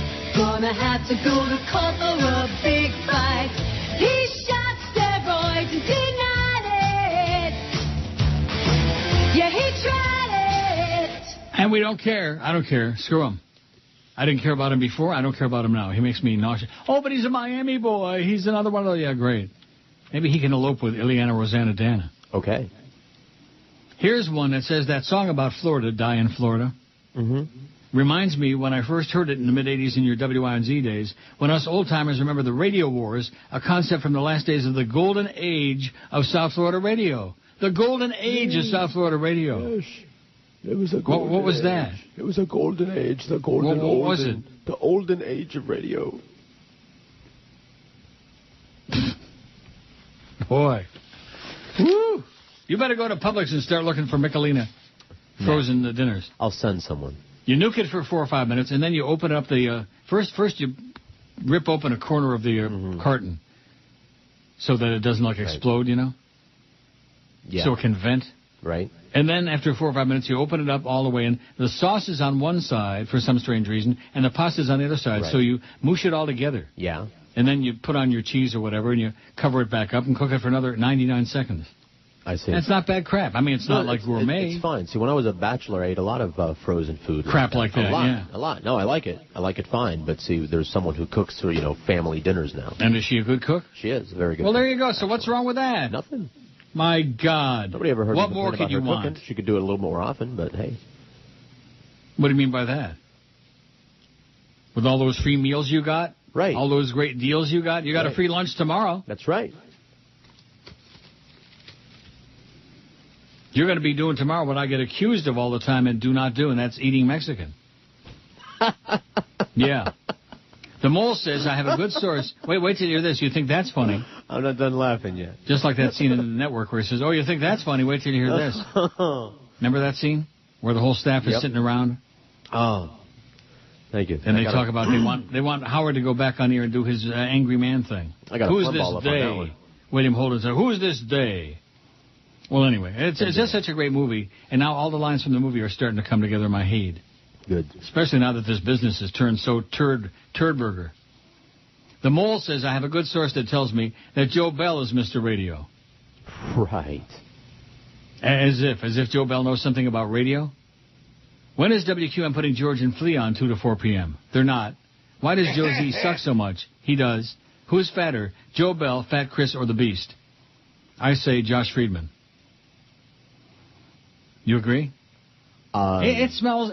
Maybe something's burning in here. Do you think that's possible? Maybe there's a fire. Maybe you need to run for your life. No, I mean like in the studio. That's what I mean. Run for your life. No, it's already 1:47. If I lasted this long, I can handle it. 350 votes on the poll, pretty weak. I guess they don't like this poll. Are you eating on the air? No, it's fire. You better not. Oh, is it? Well, it's a plastic George bag. is starting a bonfire. Just keep talking trash about Miami, old man. Longer you stay away, the more you know that it's the best place in the world to live if you can afford it. Right. And it's got a picture of, like some body of water and palm trees. Could just as easily be somewhere in California. Yeah, well, that convinces me. Oh, I miss it so bad. Not. Well, let me ask you, why is it so important where I live or where I want to live? I don't know. Why is that of any You have to significance endorse anybody? their decision by being here and suffering along with them. Oh, misery loves company, That's is that right. the deal? That's right. Well, Maria's just trying to sell me Viagra on my Crackberry. How much? I don't know. I didn't get to that. I delete them immediately. 352 on the poll. Pretty weak. If I knew that today was my last day on Earth, I would spend the day having sex. 107. That's winning hands down your pants. Warren says, be careful with that last picture. May be offensive and certainly painful. Well, what does that mean? Last picture of what? Oh, he's got a whole series of pictures of crap here. I don't have any idea what he's talking about. There's a car getting smashed up against the bottom of a plane. Oh, my God. These are a couple of, there are a couple of these where you're left wondering how the hell that could possibly happen. Well, that's great, Warren. I'm sure the audience really appreciates seeing those. Not. God. Don't these people understand it's a radio show? That they can send me all the pictures that have ever been invented, and quite frankly, most of them are boring as hell to me, and secondly, the audience can't see them, and even if they could see them, like these, boring. There's one where a car is being sandwiched up against the bottom of an airplane, which, I don't know how that happened. But you know what? Who cares? Right. You care? No. I care more about my car. It's not nobody I know. Right. Get a freaking life already, okay? The internet-based collective known as Anonymous will mark their one-year anniversary of peaceful protest against the Church of Scientology this month, with global protests spanning several weekends. Anonymous has raised global public awareness of the Church of Scientology's scams and scandals over the past 12 months. Highlights from the last 12 months include, this goes on forever. Wow. I don't want to read all the... German government extend official invitation to Anonymous. Yeah, they have that big Scientology building in Berlin. And they're not too happy about it either. Good. This year has seen much headway in the fight against Scientology enterprise. Many of their internal documents and policies have been leaked. Many media organizations have lost their fear of reporting on Scientology. Critical documentaries have achieved worldwide circulation, and lawsuits have been filed that will further expose the enterprise. Is it the Starship Enterprise? I'm telling you, man, there's something in the air, and it ain't Thunderclaps Newman. The global release of John Duignon's book, The Complex, An Insider Exposes the Covert World of the Church of Scientology, which is still blocked from sale in the UK due to Scientology's efforts, has served to raise awareness about Scientology in the UK, as well as any country whose citizens heard about this censorship. What a difference a year makes. Scientology operatives still continue to paint Anonymous in a negative light as a means of distracting attention from Scientology operations and attempting to discredit those who bring truth to the issues at hand. It just isn't working. Will you please take that picture down of John Travolta kissing his boyfriend? No. No, we won't. It's been some 12 months, time to finish what we started, and it goes on about what these people are doing. Anonymous is a grassroots collective comprised of ordinary people from all walks of life, from former Scientologists and longtime cult activists to college students and corporate professionals, all united in recognition of the malign nature, the malignant nature of the Church of Scientology, the danger it poses to society, and the necessity of action. What do you think? Oh, there's Russell Oliver, the jewelry guy. If you have diamonds, bring them to me. I'll give you cash. I love gold. Bring me your old gold, and I'll give you cash. Because... I'm the cash man. I'll give you... Oh, yeah. For your gold, oh, yeah. Yes, I'm the cash man. Oh, yeah. I'll give you money for your gold. Oh, yeah. He's funny. Funny spots. I don't think I've ever heard that before. Haven't you? I don't think so. Well, that's because it's a local yokel guy here who does all his own spots. He's very funny. You got to record that. Do I? You got to record that. Oh, yeah. Make a drop out of that. Oh, if you could see it. If you could see it and hear the audio at the same time.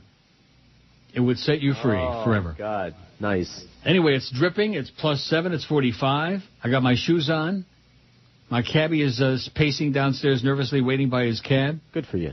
And I'm ready to do a rock and roll. Ready to hit the road, Jack. It's Dave in Miami town. Yes. At 560 WQAM.